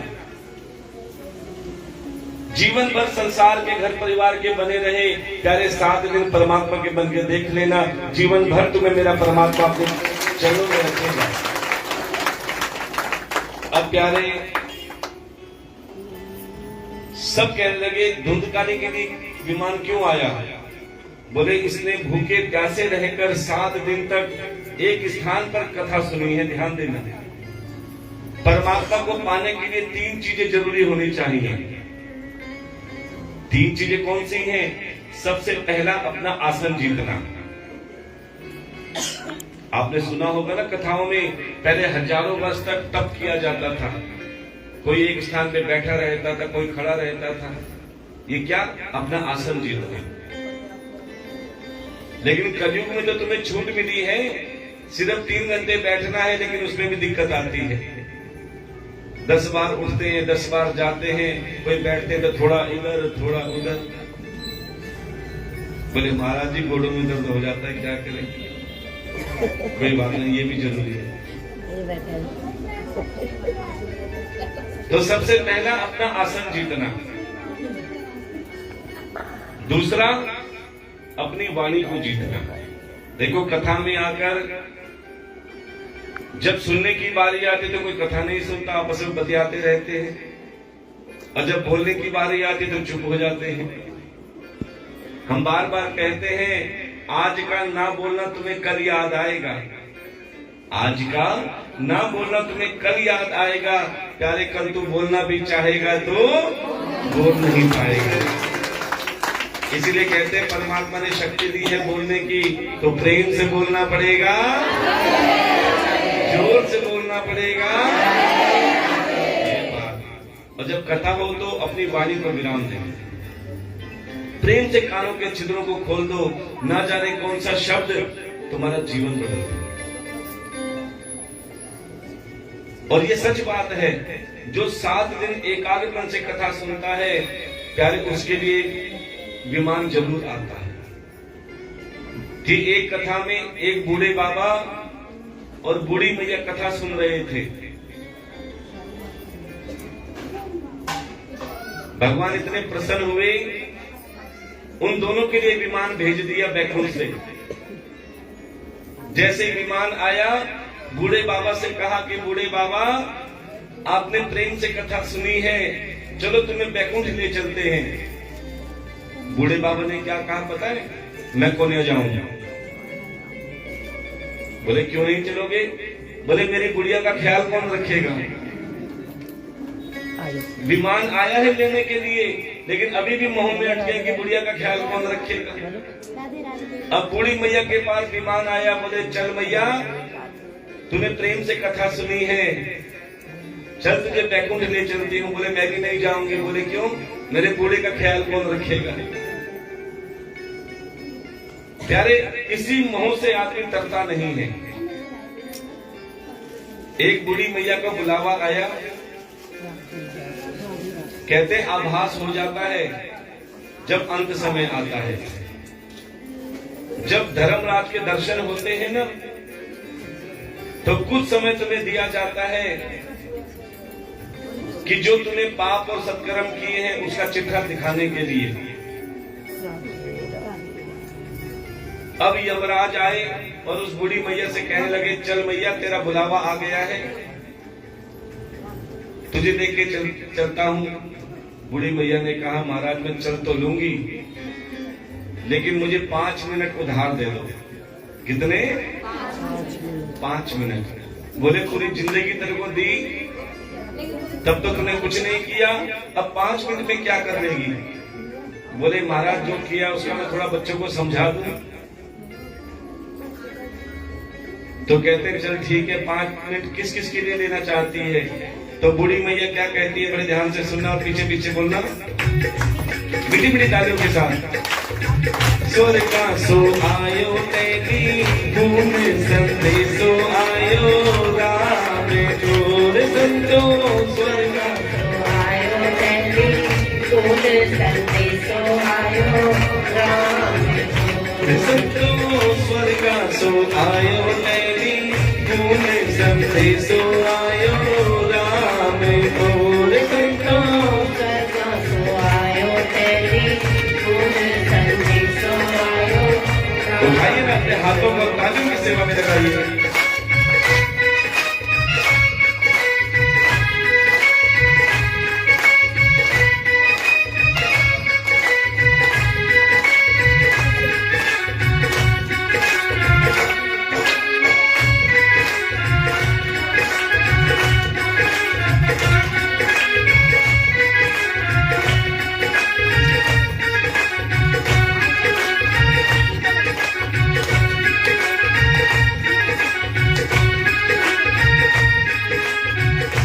और प्यारे, सबसे पहला मिनट किसके लिए मांगती है?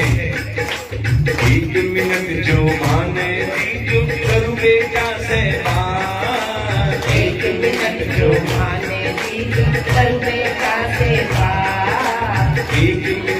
जो माने दीजो करूं बेटा सेवा। 1 मिनट जो माने दीजो करूं बेटा सेवा। अब तक तो मैं कर चली, हाँ अब तक तो मैं कर चली, अब आगे मेरे साथ संदेश आयो राम चोर संतो सर्गा तो आयो तेरी पूर्ण संदेश आयो राम। खाली अपने हाथों को राजू की सेवा में लगाइए।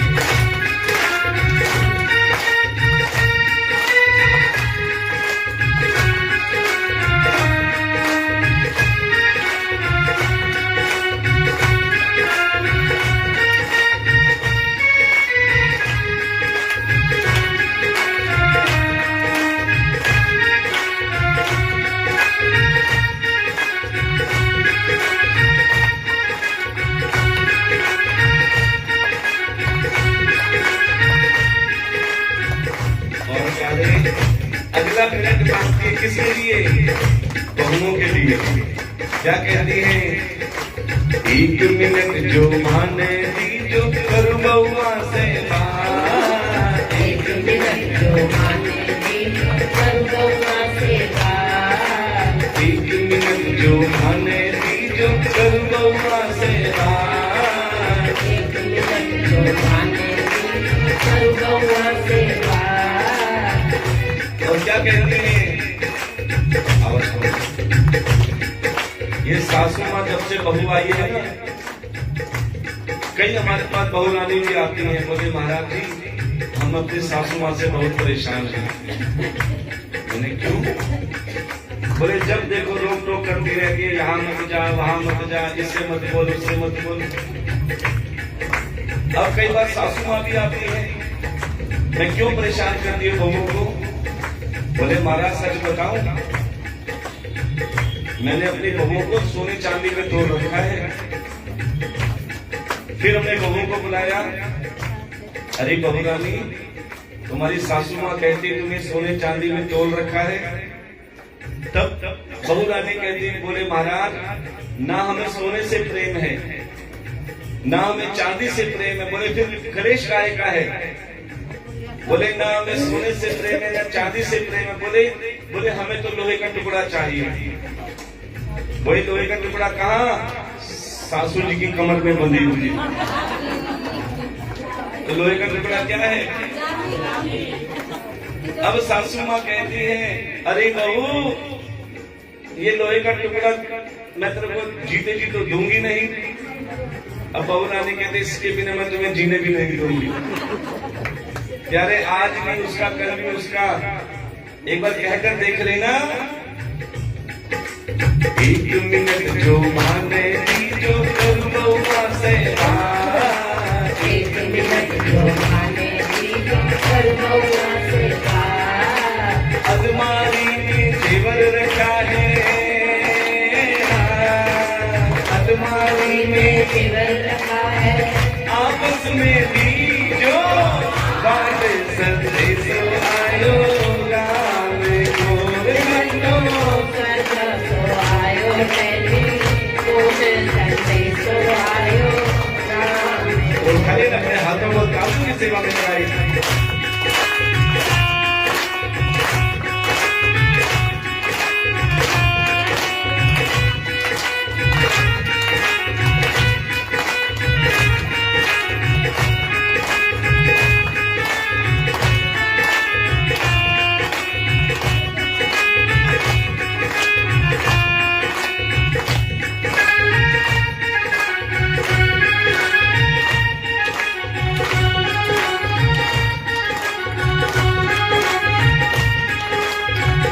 और एक बात बताओ, दादा दादी को सबसे प्यारे कौन लगते हैं? कहते हैं मूल से ज्यादा। तो क्या कहती है? 1 मिनट जो माने दीजो करूं बहुआ सेवा। 1 मिनट जो माने दीजो करूं बहुआ सेवा। 1 मिनट जो माने दीजो करूं बहुआ सेवा। 1 मिनट जो माने दीजो करूं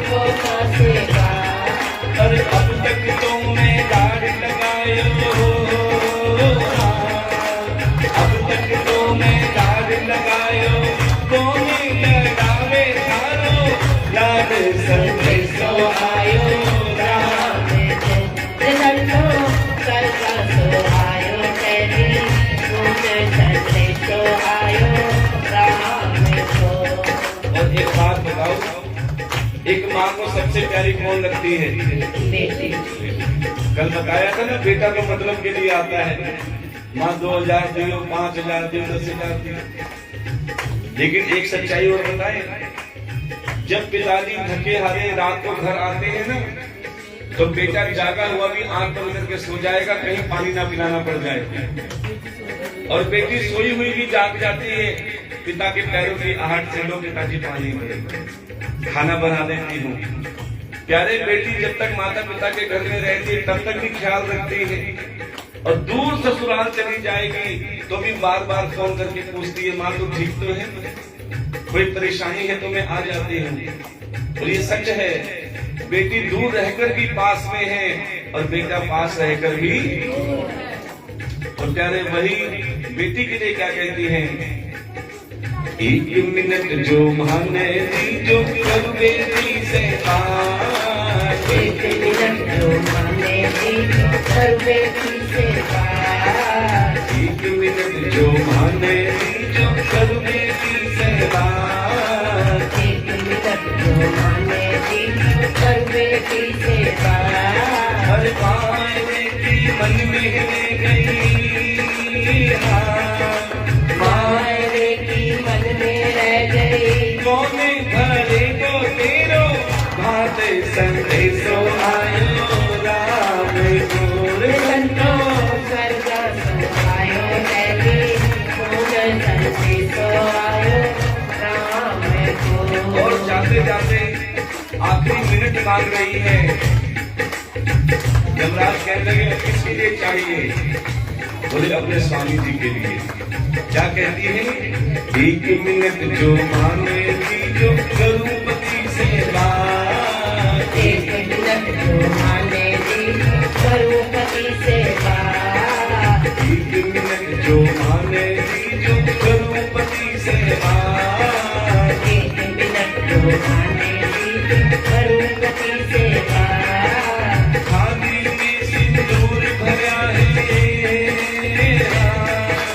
थाली में सिंदूर भरा है, तारों से भर दो मेरी मांगे संदेशो आयो राम को। लल्लो सरगा सो आयो तेरी, कोने संदेशो आयो राम को। संदेशो आयो राम को। संदेशो आयो राम को। प्रेम से बोलना पड़ेगा, राधे प्रेम से बोलना पड़ेगा।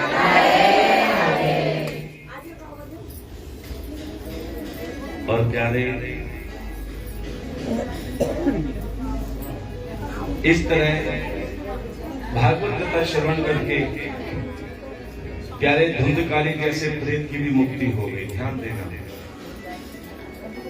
लेकिन मुक्ति पाने के लिए सरल बनना पड़ता है। इसीलिए हम कहते हैं कथा में आओ बिल्कुल सरल बन के, क्योंकि जिसके अंदर अभिमान आ जाता है ना प्यारे, वो फिर कितनी ही बढ़िया बढ़िया चीजों से पूजा कर ले, उसकी पूजा भगवान स्वीकार नहीं करते। एक अभिमान था दुर्योधन को।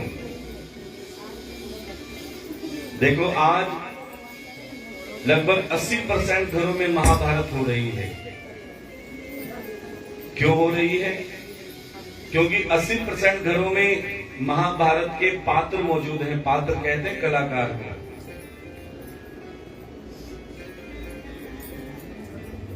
और आज भी ये कलाकार 80% घरों में मौजूद हैं। बता दें कौन कौन से कलाकार हैं जिसकी वजह से महाभारत हुई। सबसे पहला धृतराष्ट्र, कौन? दूसरा दुर्योधन, तीसरा दुशासन और चौथा द्रौपदी। ये 4 कलाकार की वजह से महाभारत हुई और ये 4 कलाकार आज भी घरों में मौजूद हैं। कैसे? बड़े ध्यान से सुनना। सबसे पहले धृतराष्ट्र। धृतराष्ट्र कौन है? जो प्यारे आंखों में पट्टी बांधकर अपने बच्चों को अनाप शनाप खर्चा देते हैं। बच्चों ने मांगे 10, ले बेटा 50। बच्चों ने मांगे 50, ले बेटा 100। बच्चों ने मांगे 100, ले बेटा 500, क्योंकि पैसों की कमी। और आजकल तो धन की अति हो रही है। पहले तो बच्चे छोटी छोटी डिमांड करते थे, आज तो मेरा जन्मदिन है, मुझे बाइक चाहिए, आज तो मुझे ये चाहिए, 50,000 का मोबाइल चाहिए। अब पिताजी के चाहे फटे जूते हों, लेकिन फिर भी उनकी जिद के आगे झुकना पड़ता है। क्यों? वो धृतराष्ट्र से कम नहीं है, ध्यान देना। अभी अभी एक खबर आई थी, जन्मदिन में एक बेटे ने सुपर बाइक मांग ली पिताजी से। सुपर बाइक कम से कम 2, 4, 5 लाख से कम नहीं आती। जन्मदिन में किस्तों में बाइक दिला दी। केक काटने से पहले बोला, पिताजी मैं अपने दोस्त को लेकर आता हूं। वही सुपर बाइक पे गया, वापस ही नहीं आया। क्यों? सुपर बाइक कम से कम 150 की स्पीड से चलती है। ऐसे घूमने के लिए गया, एक्सीडेंट हुआ, वापस ही नहीं आया। इसमें किसकी कमी है? बच्चे की कमी है, उस धृतराष्ट्र की कमी है, जो बच्चों की हर जिद पूरी करते हैं। जैसे भगवान से हम बहुत कुछ मांगते हैं कि मुझे ये भी दे दे, वो भी दे दे, लेकिन भगवान को पता है हमारी आवश्यकता कितनी है, उतना ही देता है। क्योंकि ज्यादा देंगे बुद्धि भ्रष्ट हो जाएगी।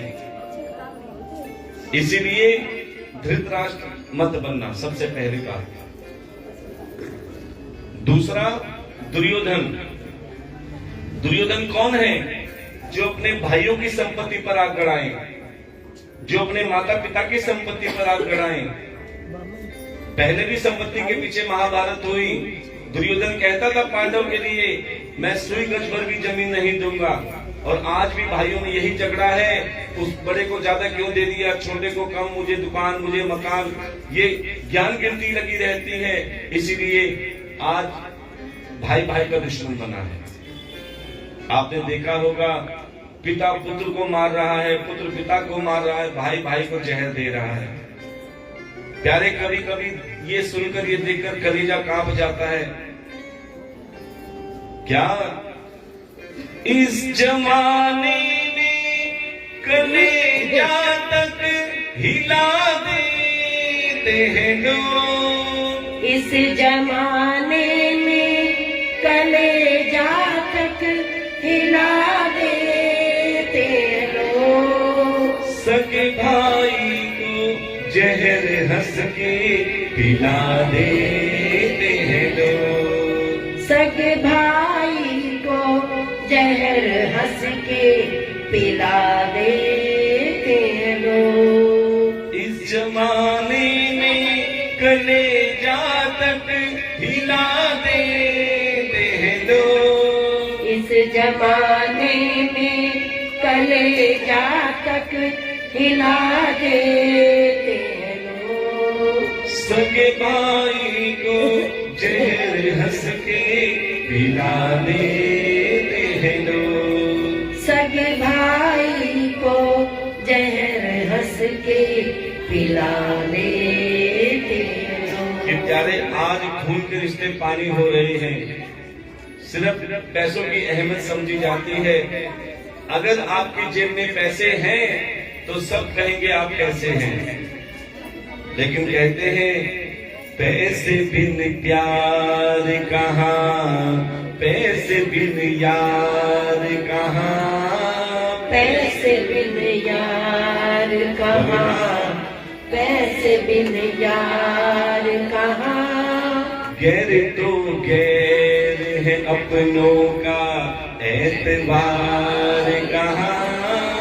गैर तो गैर है अपनों का एतबार कहाँ। पीठ पीछे ही वो खंजर तक घुसा देते हैं लोग। पीठ पीछे ही वो खंजर तक घुसा देते हैं लोग। सगे भाई को जहर हंस के पिला देते हैं लोग। सगे भाई को जहर हंस के पिला देते हैं लोग। और प्यारे सबसे बड़ा गुरु कौन है?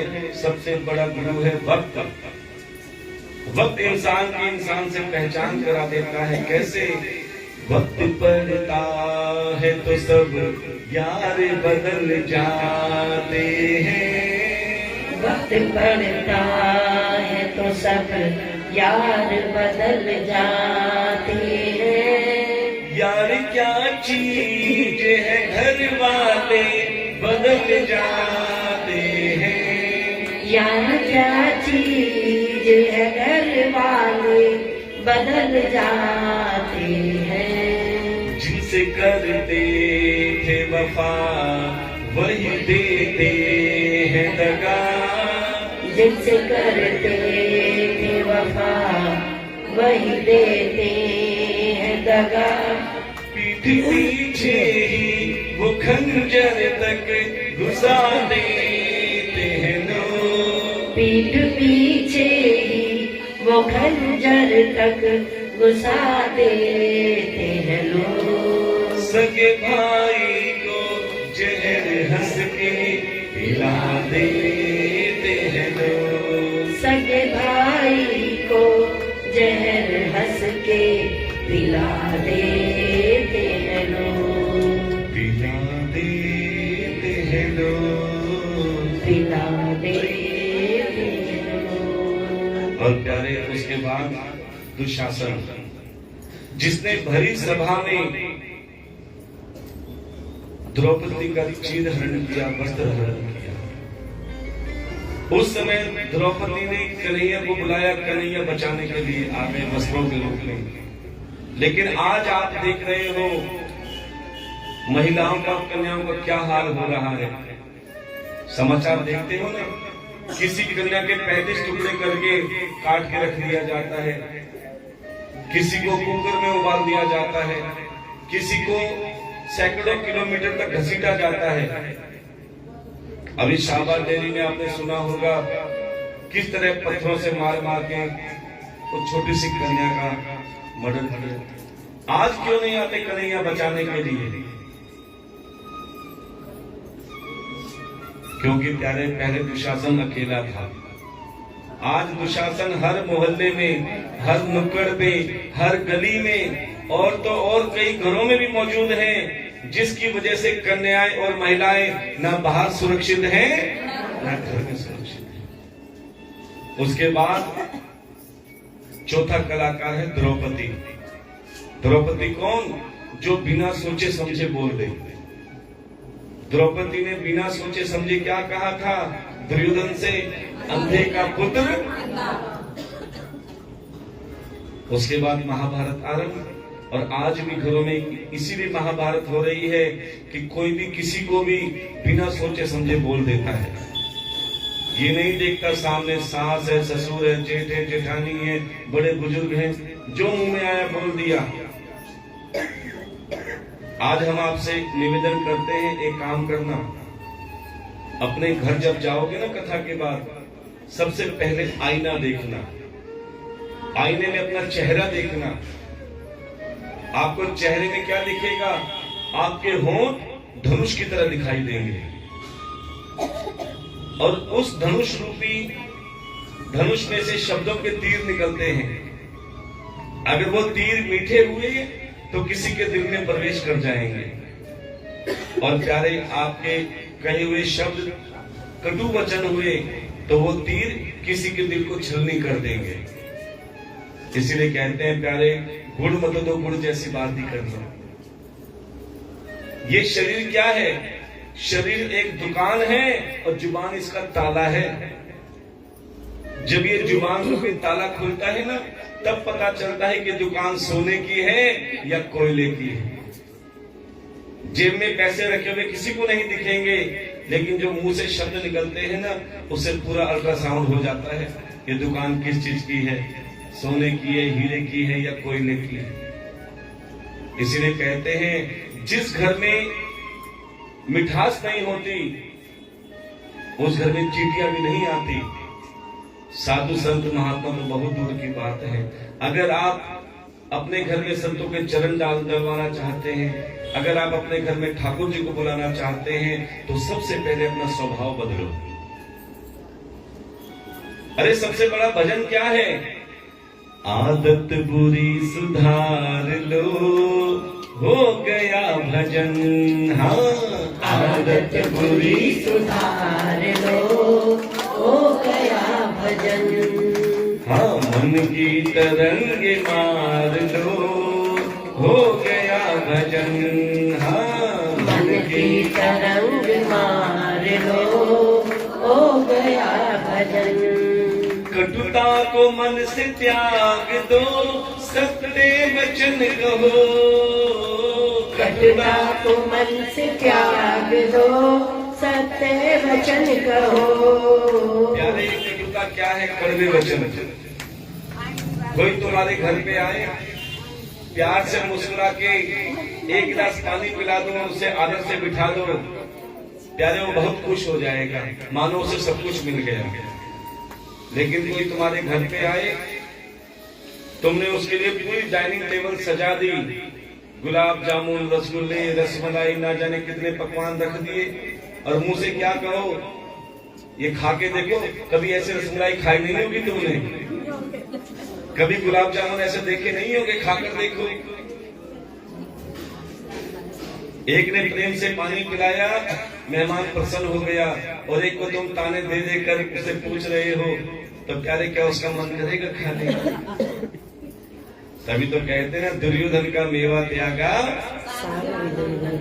प्यारे भाव होते हैं, ये मन की मिठास होती है जो चेहरे से दिख जाती है। इसीलिए प्यारे, कटुता को मन से त्याग दो, सत्य वचन कहो। कटुता को मन से त्याग दो, सत्य वचन कहो। वाणी का स्वर सुधार लो, वाणी का स्वर सुधार लो, हो गया भजन। हाँ, आदत बुरी सुधार लो, हो गया भजन। अब प्यारे, दुर्योधन जो कहता था मैं झुकूंगा नहीं, भले टूट जाऊंगा, कई ऐसे होते हैं ना अकड़ू, और सच बताएं जो झुकते नहीं है वो जल्दी टूट जाते हैं। एक होता है आम का पेड़, आपने देखा है ना आम का पेड़, जितना विशाल होगा उतना झुका मिलेगा, और जितना झुका मिलेगा उतनी छाया भी देगा और फल भी देगा, क्योंकि वो झुका हुआ है। बड़े से बड़ी आंधी, बड़े से बड़े तूफान उस पेड़ का बाल भी बांका नहीं करता। एक पेड़ होता है सफेदे का, जो बिल्कुल सीधा होता है अकड़ के। अब प्यारे, ना उस पेड़ से छाया आती, ना उसमें फल आते, अब जरा सी हवा से वो पेड़, इसलिए अकड़ में कुछ नहीं रखा।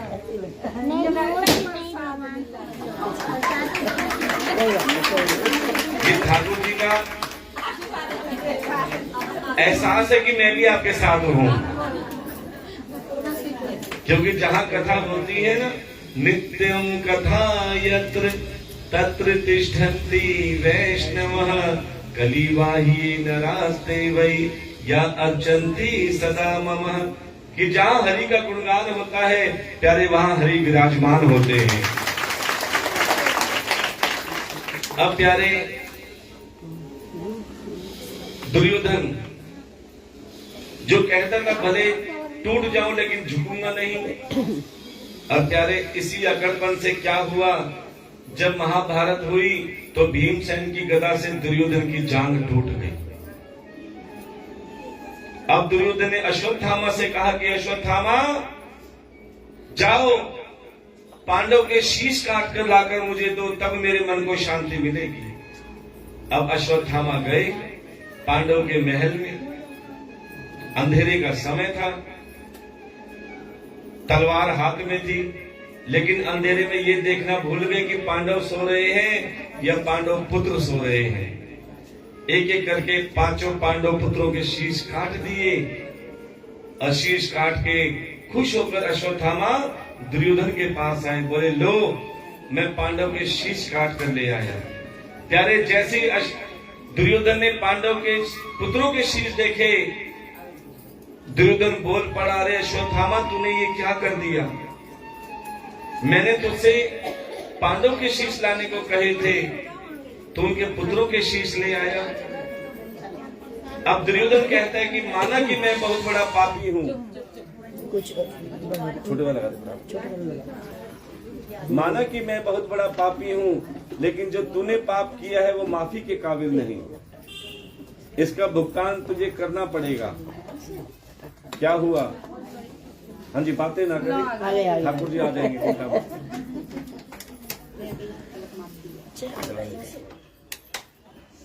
ये नहीं लगा अभी, इसको ऊपर कर, यहाँ से बंद कर दिया तुमने, यहाँ से ऑन कर। हाँ, वो है। इसका भुगतान तुम्हें करना पड़ेगा। क्या हो गया? अरे एक दो लगा दे, देखो यार, ये क्या कर दिया? अरे इसमें लगाया, दूसरे में जल्दबाजी मत करा क्या? प्रेम से बोलना पड़ेगा। तो प्यारे,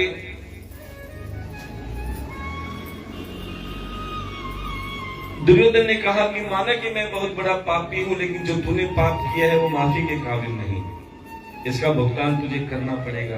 क्या हुआ? अगली सुबह द्रौपदी, जिसके पांचों पुत्र सूरज उगने से पहले माता पिता के चरण छूने के लिए आया करते थे, लेकिन आज सूरज उगाया लेकिन पुत्र नहीं। मां को चिंता सताई, कहीं मेरे पुत्र कोई कष्ट में तो नहीं है। गई द्रौपदी अपने पुत्रों के पास, तो क्या देखा? पुत्र तो है ही नहीं। पांचों पुत्र लहू लुहान अवस्था में, वो भी बिना शीश के, बिना सिर के। सोचो वो नजारा कैसा रहा होगा द्रौपदी के सामने। अरे मां को जरा सी बच्चे को चोट लग जाए तो तड़प जाती है, और आज बच्चों का ये हाल देखो, सोचो द्रौपदी ने क्या बीती होगी। अच्छा, मां की बात सुनकर एक बात याद आई कि बच्चों का जो हर साल हैप्पी बर्थडे मनाया जाता है ना, लेकिन सच बताएं हैप्पी बर्थडे कब होता है? हर साल हैप्पी बर्थडे नहीं मनता, सिर्फ एक ही साल मना था हैप्पी बर्थडे। कब? जब उसका बेटा या बेटी गर्भ से पहली बार संसार में आए थे। चलो आपसे ही पूछ लेते हैं, जब बच्चा पैदा होता है, पैदा होते ही क्या करता है? रोता है। अब बच्चा तो रोता है पैदा होते ही, लेकिन मां बड़ी खुश होती है ना कि मेरा बेटा आया है। उस समय बच्चे का रोना भी मां को अच्छा लगता है, उसे कहते हैं हैप्पी बर्थडे। उसके बाद कभी तुम बता दो कि बच्चे रोए और मां हंसे, ऐसा कभी हुआ? वो पहला ही एक समय होता है जिस समय बच्चा रुदन करता है और मां हंसते, उसे हैप्पी बर्थडे कहा जाता है। कि अपने प्राणों पे खेलकर उसने जिस बच्चे को जन्म दिया, उसकी आवाज सुनकर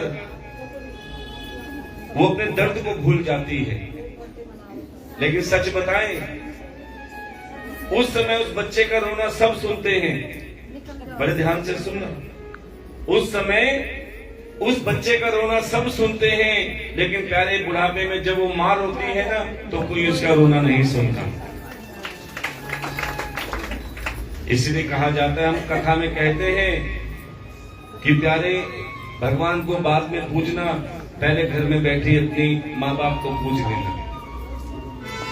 तेरे जीवन में खुशियां तमाम आएंगी, तेरे जीवन में खुशियां तमाम आएगी। निजा माँ की दुआएं तेरे काम आएंगी, निजा माँ की दुआएं तेरे काम आएगी। तेरे जीवन में खुशियां तमाम आएंगी, तेरे जीवन में खुशियां तमाम आएगी। निजा माँ की दुआएं तेरे काम आएंगी। दुआएं तेरे काम आएगी। क्योंकि प्यारे जब माँ आशीर्वाद देती है ना तो वो आशीर्वाद बच्चे को कहां से कहां पहुंचा देता है। ये माँ बाप की कृपा होती है जो आज बच्चे सफल हो रहे हैं। और जो माता पिता का कष्ट पहुंचाता है, दुख देता है, लेकिन फिर भी माँ बाप कभी उसके लिए गलत नहीं सोचते। अब प्यारे जब ये बात अर्जुन को पता लगी कि दुष्ट कार्य अश्वत्थामा ने किया है, तब द्रौपदी से अर्जुन कहने लगे, द्रौपदी तू चिंता मत कर, मैं अश्वत्थामा को तेरे चरणों में गिरा के जब तक उसका मस्तक नहीं काटूंगा तब तक मैं अन्न जल ग्रहण नहीं करूंगा।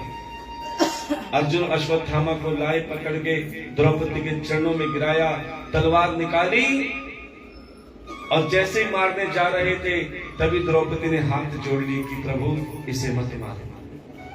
अरे द्रौपदी, जिसने हमारे 5 पुत्रों की निर्मम हत्या करी, तू उसे जीवन दान दे रही है। बोले हे प्राणनाथ, जिन पुत्रों के बिना मैं पीड़ा सह रही हूं, मैं नहीं चाहती इसकी मां भी वो पीड़ा सहे। क्या इसके मरने के बाद हमारे पुत्र जीवित हो जाएंगे? इसे मत मारो। एक तो ये ब्राह्मण है और ब्राह्मण की हत्या करेंगे तो ब्रह्म हत्या का पाप और लगेगा। अर्जुन ने कहा, अरे द्रौपदी, ये ब्राह्मण तो है लेकिन ये दुष्ट भी है, ये आतताई भी है, इसको छोड़ना ठीक नहीं, क्या करें? तब संत महात्माओं से पूछा, संत महात्माओं ने कहा इसे मार भी देना चाहिए, इसे छोड़ भी देना चाहिए। बोले कैसे? बोले इस अश्वत्थामा की शिखा काट दो, शिखा कहते हैं चोटी को, मणि छीन लो और धक्के देकर घर से बाहर निकाल दो। कहते हैं जिस ब्राह्मण का घर से अपमान हो जाता है, समझना उसकी हत्या हो जाती है। अर्जुन ने ऐसा ही किया, अश्वत्थामा की शिखा काटी, मणि छीनी और धक्के देकर घर से बाहर निकाल दिया। ये अपमान अश्वत्थामा सहकर कहने लगे, अरे पांडव, मैं तुम्हारा आखिरी वंश समाप्त कर दूंगा। उसी क्षण अपनी जटा का बाल उखाड़ा और उसका ब्रह्म अस्त्र बनाकर पांडव के आखिरी वंश में छोड़ दिया। सज्जनों बताओ जरा, पांडव का आखिरी वंश कौन था? पांडव का आखिरी वंश अभिमन्यु की धर्म पत्नी उत्तरा और उत्तरा के गर्भ में पल रहा शिशु, ये आखिरी वंश था। अब उत्तरा देख रही है कि लोहे का बाण अर्थात ब्रह्म अस्त्र मेरी कोख की तरफ आ रहा है। तभी उत्तरा ने हाथ जोड़कर श्री हरि से प्रार्थना करी कि हे गोविंद, आज तक मैंने किसी का कुछ नहीं बिगाड़ा, तो आज ये मेरी कोख के साथ क्या हो रहा है? मेरी जीवन लीला समाप्त कर दो, लेकिन मेरे कोख में पल रहे शिशु की रक्षा करो। तब श्री हरि ने अपना सुदर्शन चक्र चलाया, क्योंकि उत्तरा ने प्रभु को पुकारा। और कहते हैं आपकी पुकार, अगर पुकार में शक्ति होगी तो सर्वशक्तिमान आपके लिए भी आएगा।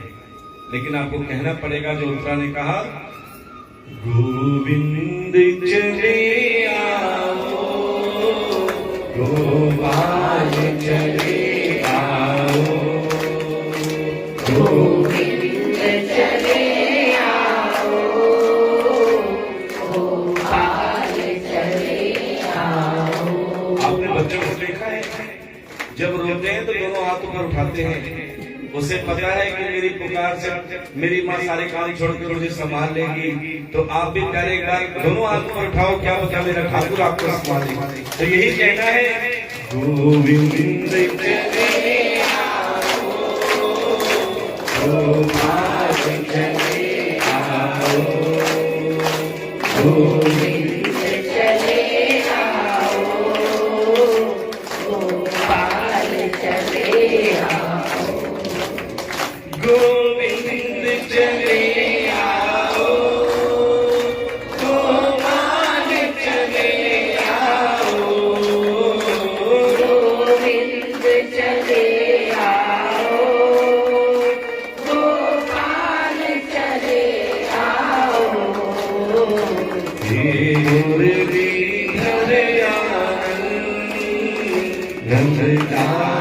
चले आओ, हे मुरलीधर आनंद, नंदलाल चले आओ, गोपाल चले आओ, नंदलाल चले आओ। और प्यारे की पुकार से श्री हरि नारायण भगवान ने अपना सुदर्शन चक्र चलाया और उस ब्रह्मास्त्र के टुकड़े किए और फिर उत्तरा के गर्भ में प्रवेश किया और उस बच्चे को दर्शन दिए। कल कहा था ना हमने, दो ही संसार में जीव ऐसे हैं जिससे श्री हरि ने गर्भ में दर्शन दिए, एक श्री सुखदेव भगवान, दूसरे परीक्षित।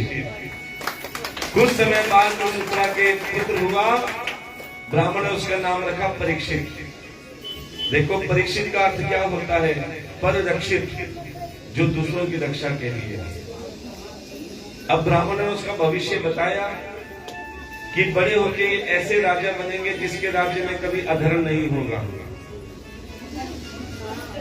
अब परीक्षित बहुत बड़े राजा बने, लेकिन वो अपने राज्य में स्वयं घूमा करते थे कि कहीं कोई पाप, कोई अधर्म तो नहीं हो रहा। एक दिन क्या देखा राजा परीक्षित ने?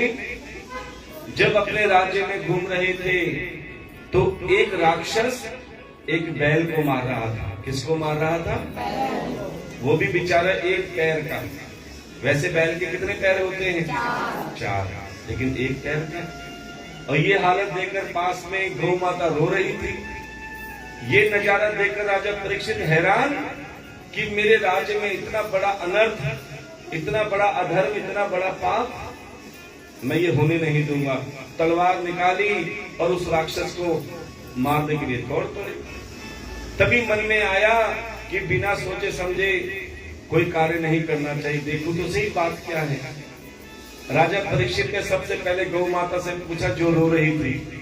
बोले देवी आप कौन हैं? गौ माता ने कहा महाराज मैं पृथ्वी हूँ। कौन हूँ? और ये जो राक्षस मार रहा है ये और कोई नहीं, ये कलयुग है।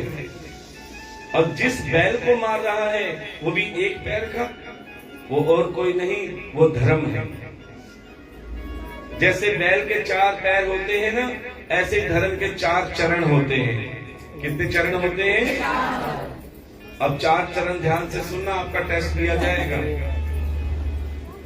मेरे पीछे पीछे बोलना पड़ेगा। बोलो, पहला चरण है सत्य, दूसरा तप, तीसरा दया, चौथा दान। पहला, दूसरा, तीसरा दया और चौथा दान। ये चारों चरण कब थे? ध्यान देना, जब सतयुग था। सतयुग में लोग सत्य भी बोलते थे, हजारों वर्ष तक तप भी करते थे, खूब मन में दया का भाव भी था और खुले मन से दान पुण्य भी करते थे। इसीलिए सतयुग में श्री हरि नारायण भगवान सभी को दर्शन देते थे। हाँ जी, जहां जगह मिले बैठ जाओ।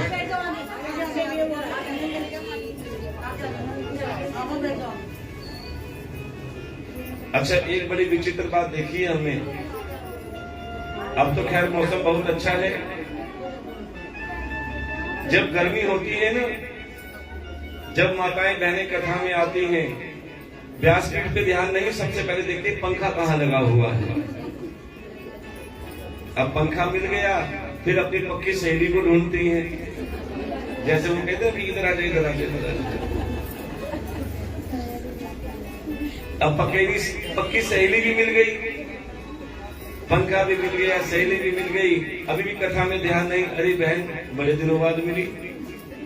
फिर हाल चाल पूछती है।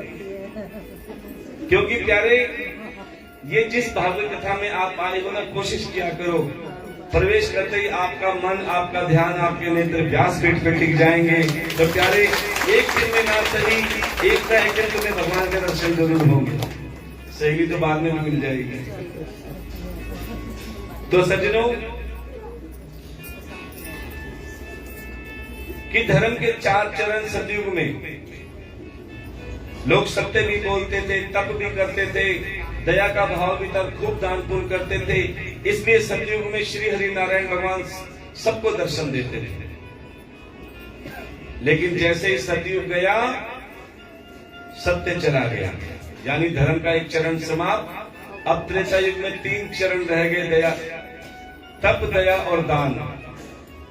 जैसे त्रेता युग गया एक चरण और चला गया, अर्थात तप चला गया। द्वापर में 2 चरण बचे, दया और दान। जैसे द्वापर गया एक चरण और चला गया, अर्थात दया समाप्त हो गई। अब कलयुग में केवल एक चरण बचा है, वो है दान का। इसीलिए संत महात्मा तुम्हें दान की महिमा बताते हैं, सेवा की महिमा बताते हैं कि प्यारे तुम्हारे इसी दान से, इसी सेवा से धर्म टिका हुआ है। लेकिन आज सच बताएं, इंसान दान में भी पीछे हट रहा है। वो सोचता है दान करेंगे तो हमारा धन घट जाएगा, लेकिन ये नहीं पता क्या ना जाने कौन सा दिए हुए दान से तुम्हारे भंडार भर रहे हैं, न जाने कौन सी दी हुई सेवा से तुम्हारे बच्चे सुख से रोटी खा रहे हैं। यानी जो तुम थोड़ा थोड़ा बीज बोते हो ना सेवा का, दान का, उसी से तुम्हारा परिवार सुख से चल रहा है। और कभी कभार जो दुख आते हैं ना, ये क्या तुम्हारे ही कोई ना कोई बीज बोए हुए हैं जो तुम्हारे कर्म लौट के आते हैं, तुम्हें पता नहीं लगता। ध्यान देना। इसीलिए कहते हैं संत महात्मा की बात पे विश्वास करो और उनकी बताई हुई राह पर चलो। जहां हो सके मुख से भगवान का गुणगान करने को मिले तो खूब करो, कानों से कथा सुनने को मिले तो खूब कथा सुनो, और सेवा करने का मौका मिले तो प्यारे कभी पीछे मत हटना।